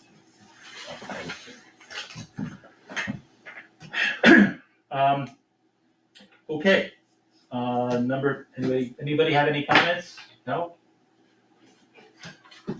Vicky, You had a typo. you're right, what? You had a typo. I have a typo? In your last reference to John Weingold, you did not call him Esquire, Select Board Member. Sorry, Steve, you asked for comments. And the reason why, by the way, the reason why I use that is because he uses Be that. careful for what you ask Well, for, you that's know? the way he signs all his letters. No, all I'm saying that you were inconsistent. You know, that's true, I do apologize. Okay, so posting YouTube videos prior to September 2nd. So this is where research helps. I did a little research. I have a little bit of a problem, and I'm gonna need to get some clarification before agreeing to it. As you may or may not know, I'm a union member of SAG-AFTRA. Okay, that's the actors union. There may be, actually, the appearance on YouTube may or may not require a signatory agreement for the town to sign before anything is posted on YouTube. The only person that's gonna get in trouble is me, but obviously I take my union status seriously. So I've reached out to the union, I've explained to them the situation, and I'm waiting to hear back from a response. If there's a signatory agreement that needs to be signed, then the town's gonna have to sign it before anything else gets posted. Unique. What? Unique.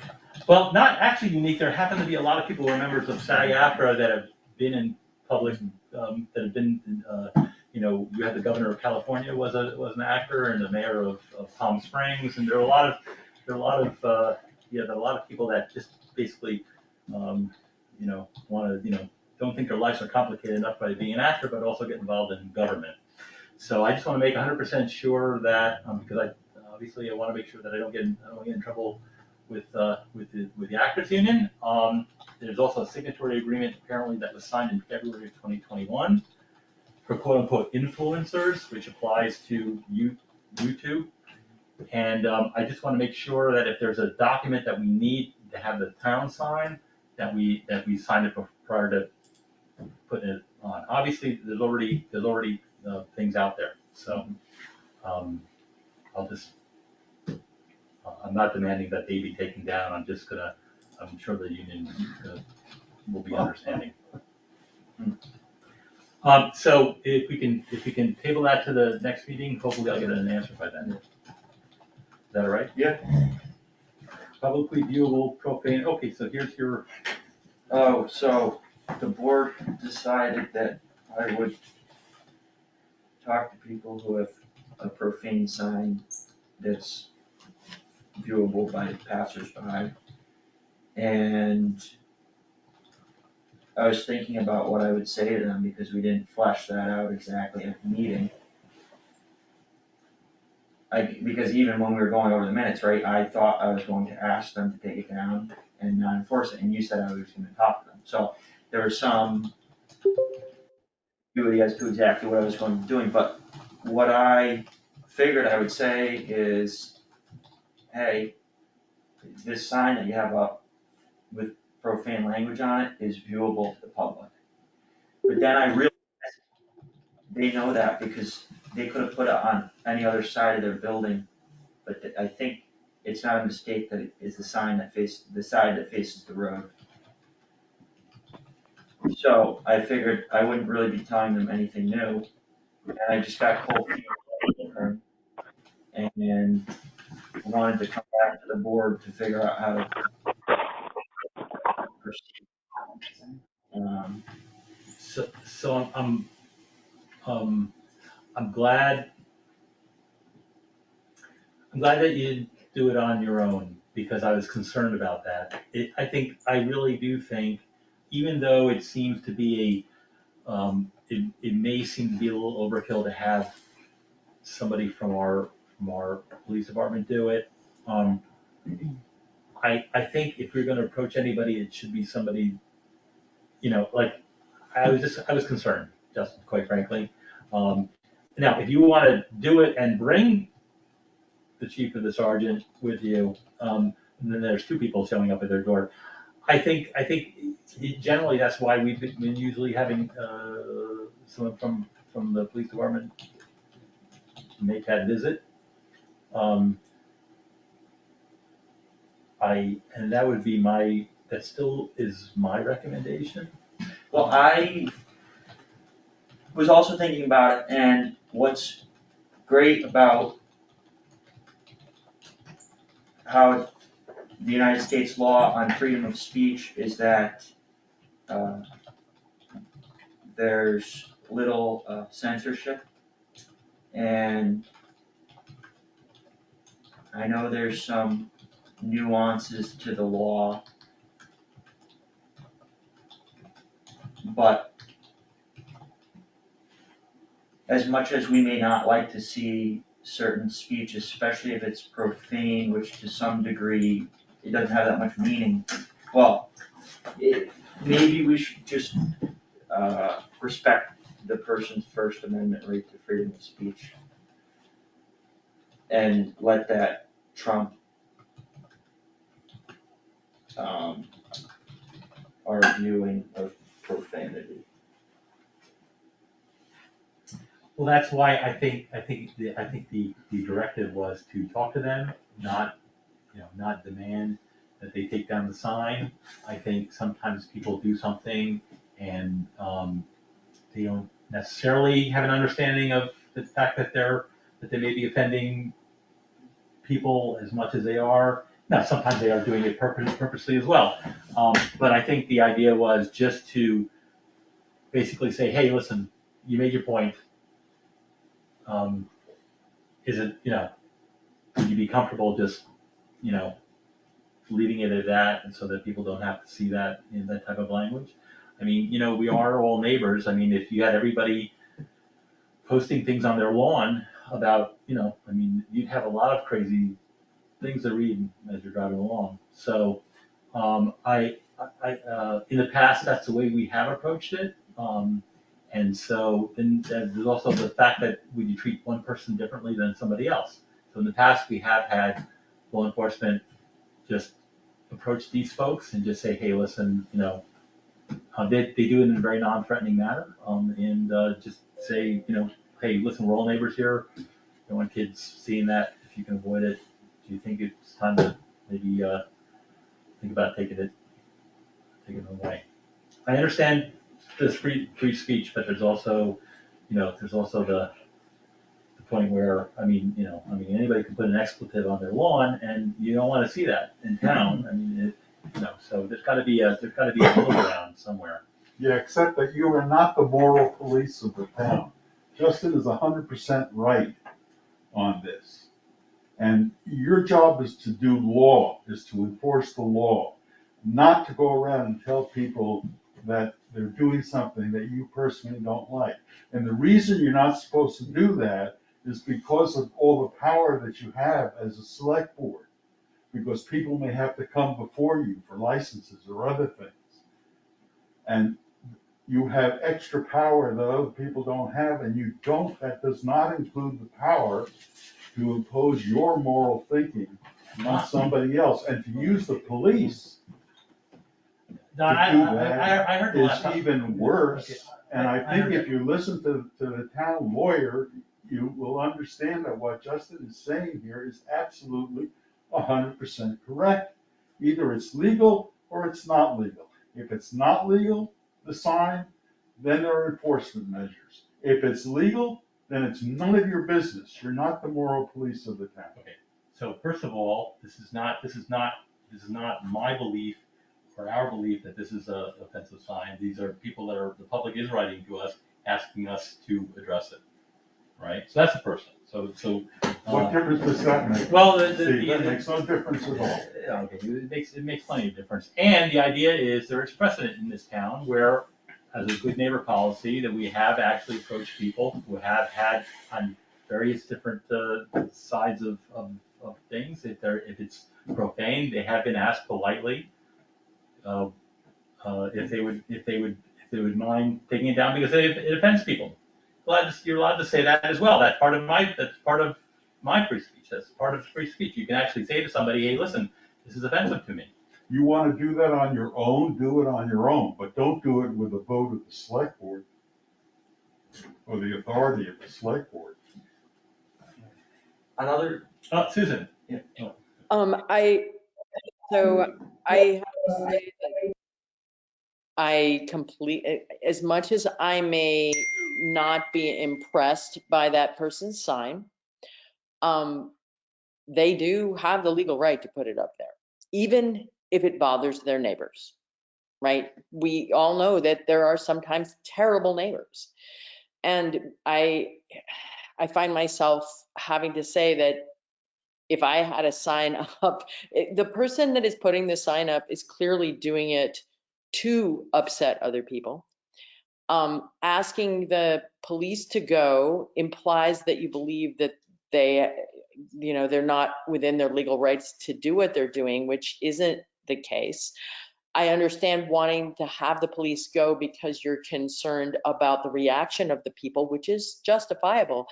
But if you feel it's important for the select board to forward to these people the concerns of the community, perhaps what you should do is write them a letter to say, we wanted to make you aware that a number of residents of the town of Monterey have asked us on their behalf to ask you politely to consider changing the wording of your sign so that it does not use offensive language, because they're concerned that their children, that both children and adults may find that language offensive. It's a letter. You're not telling them anything legal. You're literally doing your job of telling them that other people have asked you to ask them to modify their sign. You're not even, and they're going to probably keep the sign up, right? They're doing that to get this reaction. But at least you all have done your civic duty of saying, that's kind of rude. And there are a lot of people that really wish you would not be rude, please. Despite whatever, it's not about whether we agree or disagree with your opinion. We're asking you to change the way you're expressing it because it's rude. I think you should make it clear that there's only been one complaint, not many. I also, the more we've been talking about it, I realize there's a perception that there's a point of the sign and that there's an opinion expressed by the sign. And that makes me even more uncomfortable at doing anything to ask them to remove it, because I think some profanity is of the nature that if it's just a word by itself, it doesn't really have much meaning. But to the extent that people are ascertaining some political point from the sign, or political opinion, I would especially feel uncomfortable taking any action against it. Because All right, they have a so, right to express their political opinion. I still haven't seen this sign, so, I guess I'll have to go down to the hill and look at it. Apparently it's pretty far off the road. You actually have to be 86, looking for it to right see past it. 86, the next town's into 86, all the way back. Perhaps we should just direct the people that are upset, that are offended by it to contact, they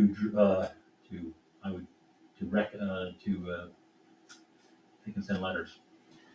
All right, so I'm willing to drop it if, I think it's unfortunate. Because I'm telling you that, regardless of whatever you feel, we are still neighbors, and the fact that somebody would do that is very unfortunate. But I'll drop it. You don't have to go. Electronic voting at town meeting. So I know we had talked about, and Melissa reached out, and you said it costs about $4,000 in Sheffield? So they rent it, they pay about $4,000. I reached out to two companies very quickly just to see what kind of pricing I got, and it's between $5,000 and $10,000. Obviously, I need to get a little more information and weed that down, so I'm not sure that they proposed the right number of clickers and all that. But I think you're looking at anywhere between $4,000 and $10,000. That would have to be put in the budget Right, for next year. And so how do we do it with CART? Do we assume 2 meetings? Yes. Okay, so for this, we would also assume 2 meetings per year. Right. And that's where we're getting the 4 to 10. Well, you first have to decide if you were gonna purchase them or rent them. Okay, so there's a lot of decisions There's a lot of within. variables. Okay, and so the quote, or the estimates for 5 to 10, were those per year rentals, or Honestly, I can't say. Okay. You kind of rushed me into Yeah. getting it, so I would like to have a little more The time. Sheffield one is a rental. to- right? The They're Sheffield one is a rental for 4,000, yes. The reason why they're renting it is. They wanted to rent it because if they bought them, they were gonna be responsible for their own maintenance. And I would assume the technology is gonna change over time. Yeah, so I don't wanna rush anything on it, I just didn't know where we left off on exactly where we're going with this, other than that you were gonna talk to Sheffield, which you did. But now, would you be able to get some estimates, and I guess we should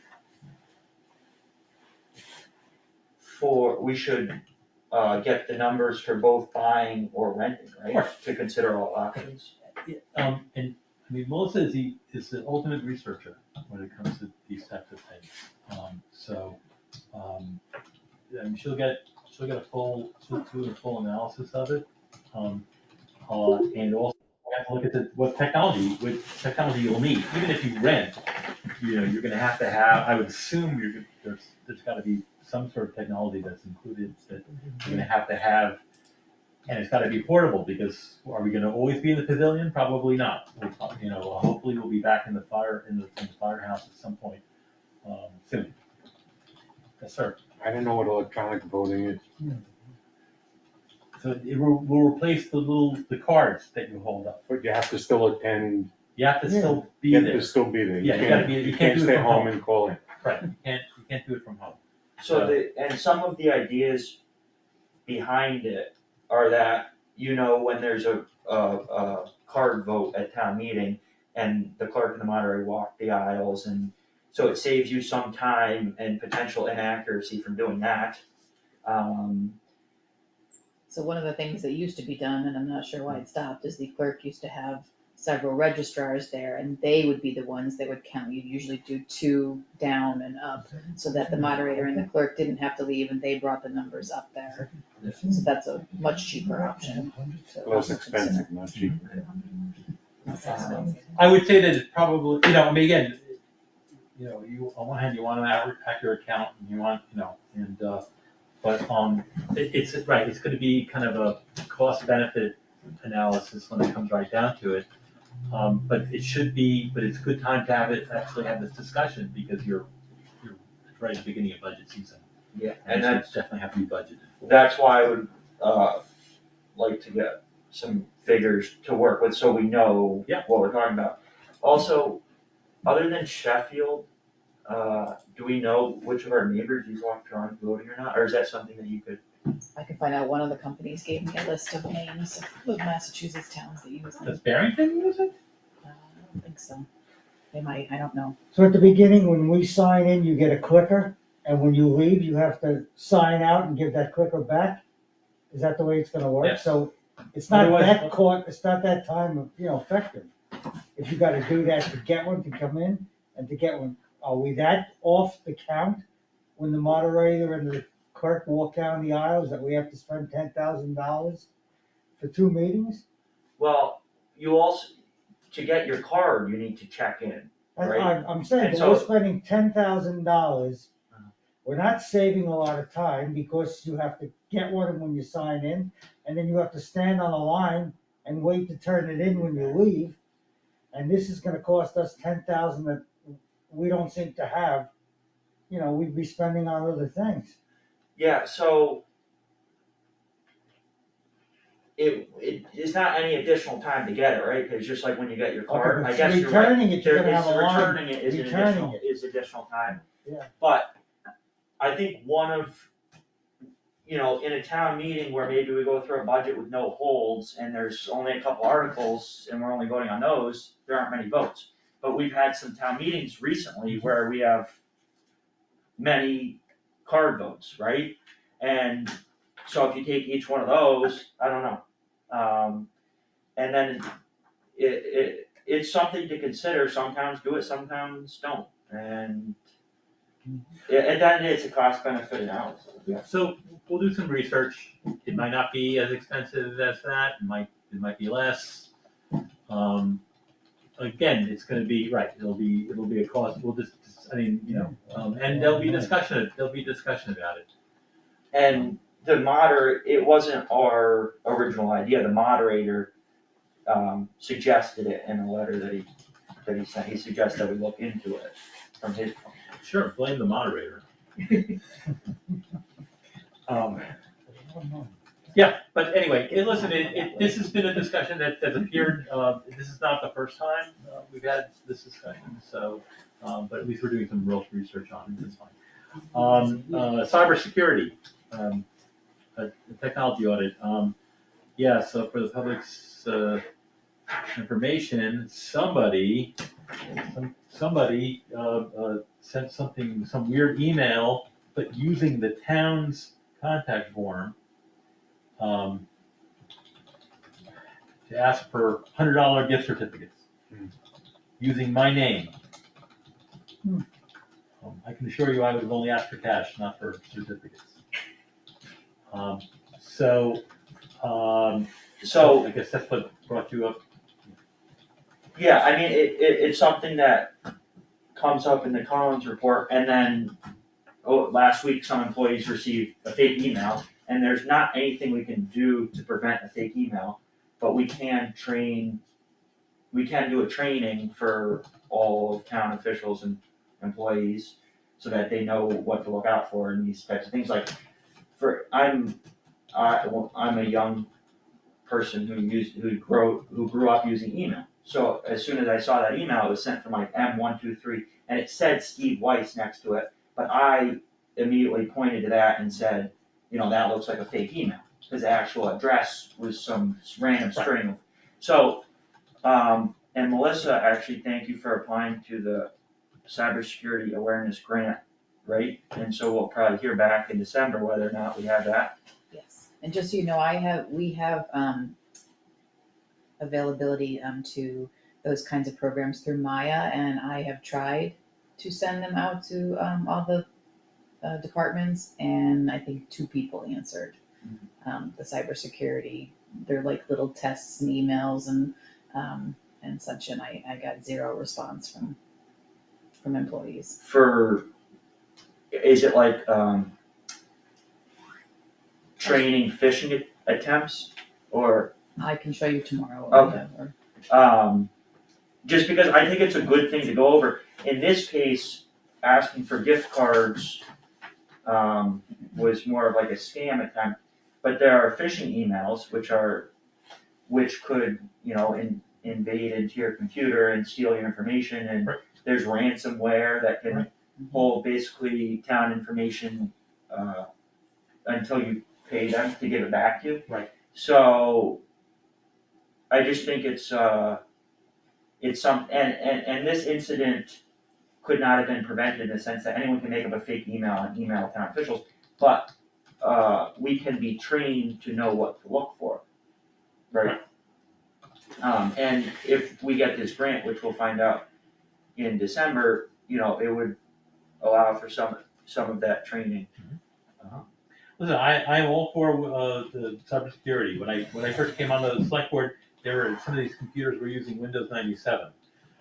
So I think we've actually made some progress, but unfortunately the scammers have also made some progress. Yes, hello.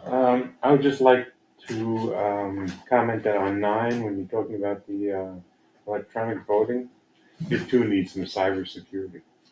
That's something that could be breached quite easily, and then the vote doesn't count. So I think that should be one of the considerations when you look at it. I have nothing The more wrong, Right. but if that's something that can be breached, and therefore the vote, if we're off 1 or 2 cards, that's not a good thing. But if we're off a vote because someone's invaded, then we're in a lot of trouble. Yeah, I would hope, if we do decide to do it, we would vet the company and make sure they have protections and encrypt, the communications between the clickers and the receiver.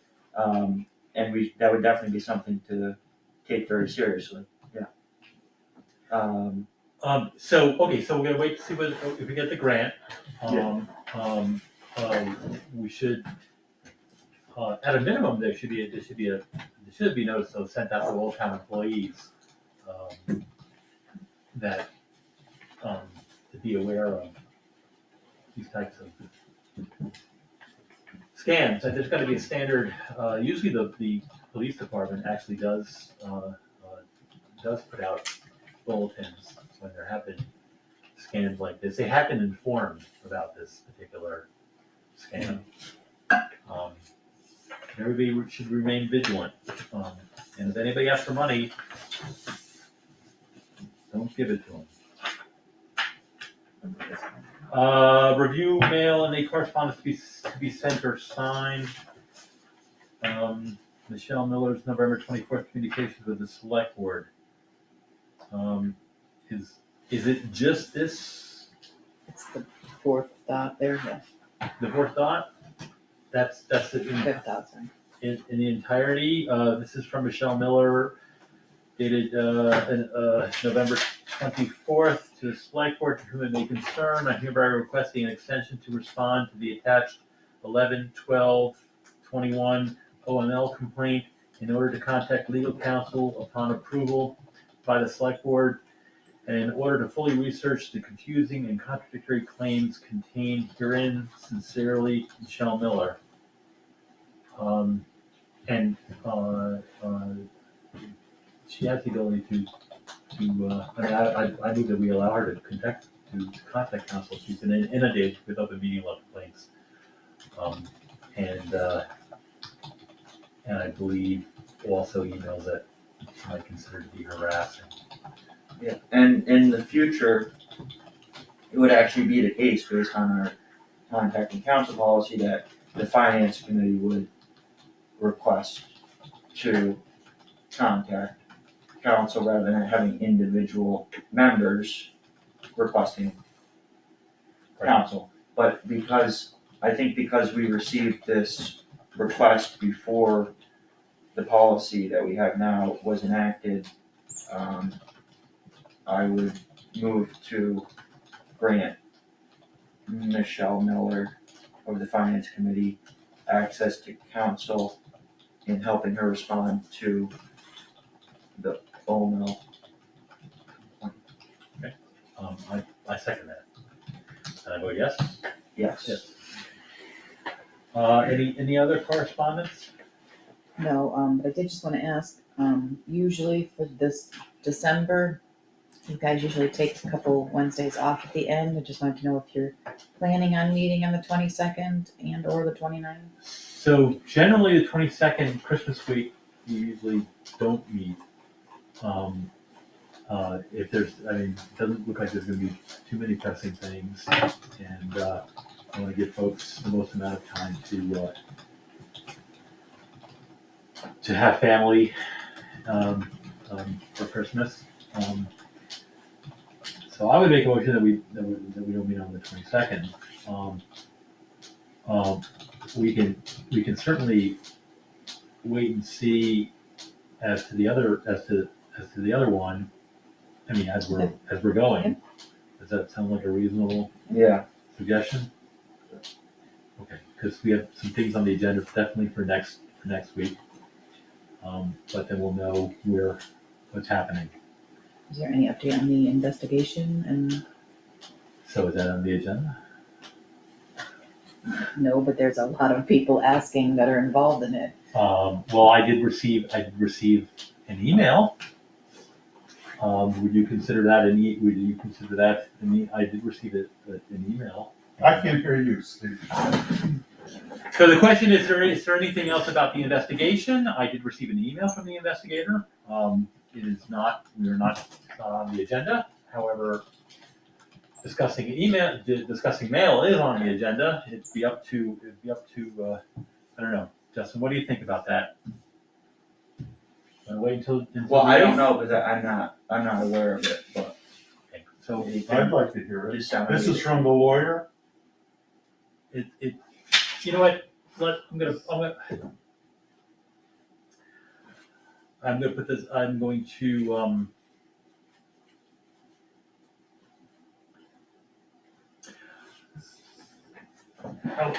We're gonna have to discuss this and vote on it on the 8th. It is not on the agenda, and you know what, maybe there should be an investigator line on the agenda. Because again, in this, Unexpected item. yeah, well, the problem is I got it earlier, so. Well, you can certainly read it if you don't want to discuss it. This is council, you've been talking about the urgency of getting this investigation under the way. You met with council over 2 weeks ago. Don? And we I haven't understand heard that. whether council is even However, willing in the- to take on the case. So we got somebody in the public wants to. Wait, hey, we can't hear you. Hold on. Jeez. Paula, we can't hear you. Paula, we can't hear you, hold on.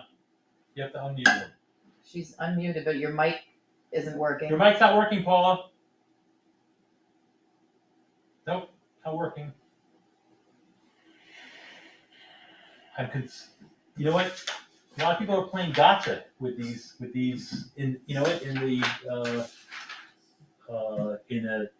a reasonable situation, I would go ahead and read it, but, it's not on the agenda, and I'm sick and tired of wading through these gotcha, complaints. And so, yes, I'm sorry, public business has been truncated by a number of people who have appointed themselves as the police authority on procedural matters.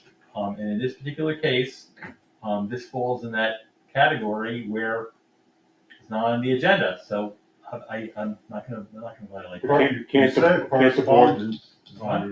the board vote on discussing items that are not on the agenda? I thought we discussed that in a number of meetings.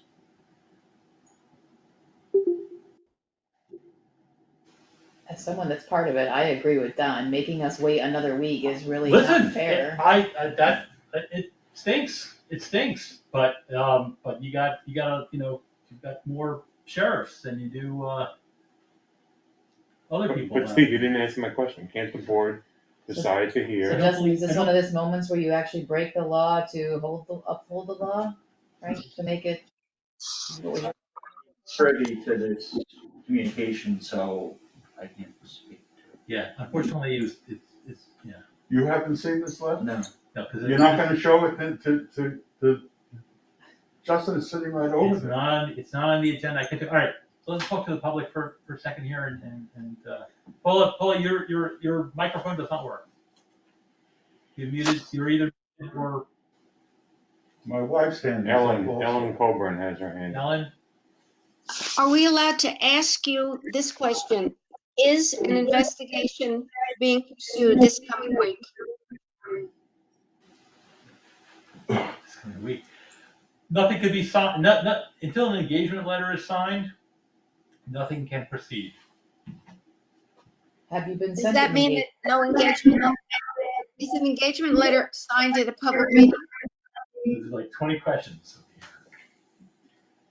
Well, It is there's some not- urgency to this, so I I understand think there's some urgency maybe to you it, should but have an emergency meeting then in 48 hours so that you can take care of this, so that all of us aren't on.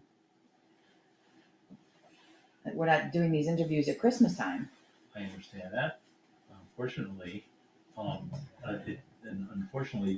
the advent of this letter is not gonna constitute an emergency.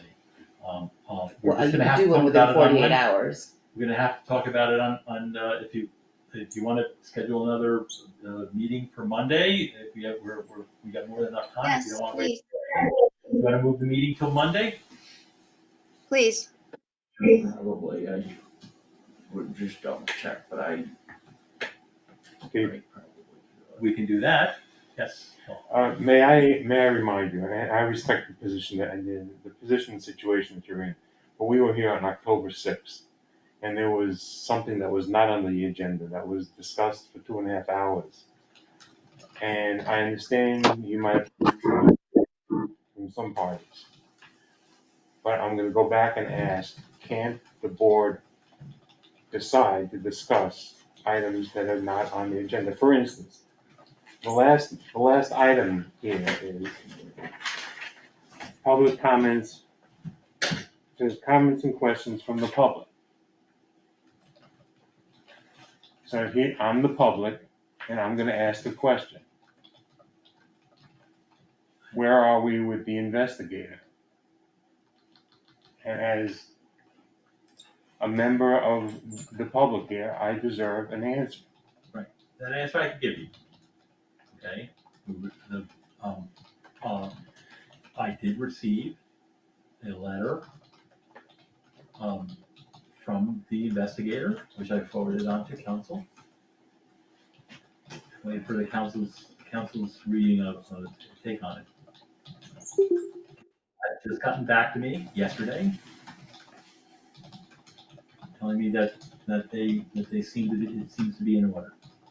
However, that's not enough time to have the discussion of the substance or present it as a document at a meeting that's going to take place the next day. All right, I hear what everybody's saying over here, but again, we're put in this position because everybody's playing games with the. Hey, Steve, Okay. I understand, I All right. understand your pain and taking- distress on that. I do. It's gonna, I mean, so I think if anybody's upset, they should be upset at the folks that are putting us in this position, not at, we have to act accordingly. Not in this case, Stephen. Nobody's asking you to discuss it. All we're asking you is to read it. That can't be a violation of the open meeting law. I'm not having, okay, Don, I'm not having this discussion. I'm not gonna get back into this thing. I appreciate everybody's frustration. Anybody else out there? If, Justin, if you, we want to have the meeting earlier, we can have the meeting on Monday. instead of Well, I have Wednesday. an odd point, and I'm not a open meeting law lawyer, but could it actually be a violation of the open meeting law to use a document at a public meeting and not make it public?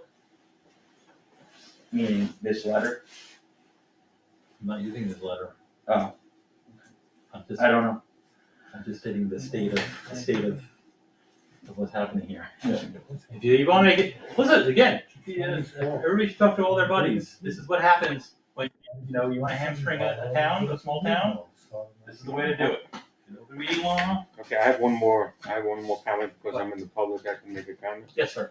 I read your article in the Monterey News, and I think that you did a brilliant job. I don't know who you were trying to depict with Jessup and all of his cohorts, but as an author, you've left it for the reader to decide who's playing which role. And I'm not gonna ask you who you intended, but I think you've done a great job. As a matter of fact, my wife and I are on different sides of the aisle. Might have been writing. It's not about anyone, it's movie. No, I don't wanna put you on the spot. I don't wanna put you on the I spot. want to be No, time. it's a movie review. It's a movie about, it's a movie, yeah, it's a review of a movie. No, I understand. I understand. Few good men. That's the next one. The Jury. 12 Angry Men. Oh, 12 Angry Men. Ah, I could do that next. I used to know the monologue from that. That was one of the Great things movie. in acting class. Great cast, great movie. Yes, that is a great movie. That is a great movie. Okay, is there anybody else in the audience that, hi, Ellen, what? Yes? Do you have your hand up or? I didn't hear, did you set an emergency meeting to discuss this? So are we changing the meeting from the, oh, you have November up. That's why I'm looking over there, Melissa. November up. It's throwing me off over here. You have to do it on Monday? Okay, so you want to make it the 6th instead of the 8th? Justin? If you want to meet on, it doesn't, I'm fine, I'm fine, I can meet any day. Can it be this week? We're it's gonna be Friday at 9 PM. Yeah, it's gonna be 48 48 hours. hours. Yes. Okay, can it be? I mean, I would request that if it could be. Okay, so are you available on those? Is this room available So on the 6th? Monday at 6? Monday at 6 at 6? Yes. Monday the 6th at 6? Yes. So is that the new select board meeting? That's gonna be next week's meeting, so we're not gonna have one on the On the 8th. 8th, I actually like that better. we're gonna have one on the 6th. Okay. Which means we need to post by 6. Is that the case? Yes. Hopefully there's not gonna be a whole lot of other things, although actually there's. There's really not. Yes, okay, so that's what we're gonna do. Is that all right? So I got a second, I move that we move the meeting from December 8th to December 6th at 6 PM. Have a second? Second. Yes? Yes. Yes. Okay. So we're gonna move it 2 days ahead, and you will all be able to get the ball rolling. All right, and that's it, I make a motion to adjourn. Second. Wait, Yes. can you hear me now? No? Hey, now I can hear you. To the wire, all right, give me quick, because I just made a motion to adjourn. No. Okay, first of all, I wanted to just, what I was gonna, my original question, which, and I apologize for my computer, was whether you could speak to whether an investigator had been hired. But Steve, I appreciate, and I just want to say something. I feel like a lot of times during these meetings, things become less than professional. And I feel like there are a lot of loud comments, snarky comments made on all different sides. And I really hope that we can all maintain some civility, even when we don't agree with somebody and what they're saying. And that if we feel strongly about something, when it's our turn to talk, we say what we want to say, not in a lecturing tone of voice, not in a bullying tone of voice, and not in an accusatory tone of voice. And I sincerely mean that on all sides, whether we agree with each other or not. I feel like there's been so much divisiveness already going on that to have it occur in these meetings now doesn't speak well for the town, the select board, any of our representatives. And I think we really have to start working on true civility all around and much more professionalism. And I'm glad I got my mic where nobody else is, but thank you. Paula, do you feel that we've accomplished that with this meeting, let's say, or the last meeting? I think that there's still a lot of slipping into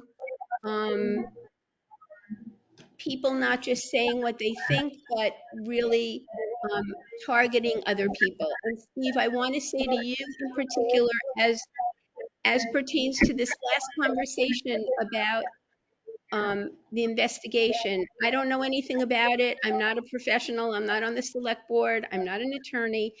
I think that you had every right not to share even as much as you should, was that you received a letter. I think it was not on the agenda. It was not something that you and Justin, as the two select board members remaining or participating, had a chance to discuss. And I think that whatever's going on in the investigation is probably not for public consumption, because I would assume it's a personnel or HR issue. So I want to support you in your saying that you were not going to discuss, and that should have been the end of it, as far as I'm concerned. And I appreciate you moving the next select board meeting to Monday to answer some of these questions. All right, thank you. Thank you for that. Please let us know if we devolve into, I mean, we want to keep it respectable. I think we've got a good thing going, even if we don't all agree. We can keep this civil. So, thank you. All right, so I vote yes on the motion to adjourn. Did you second it? And yes. Okay, so I vote yes. All right, we're adjourned, everybody. Thank you so much for coming out.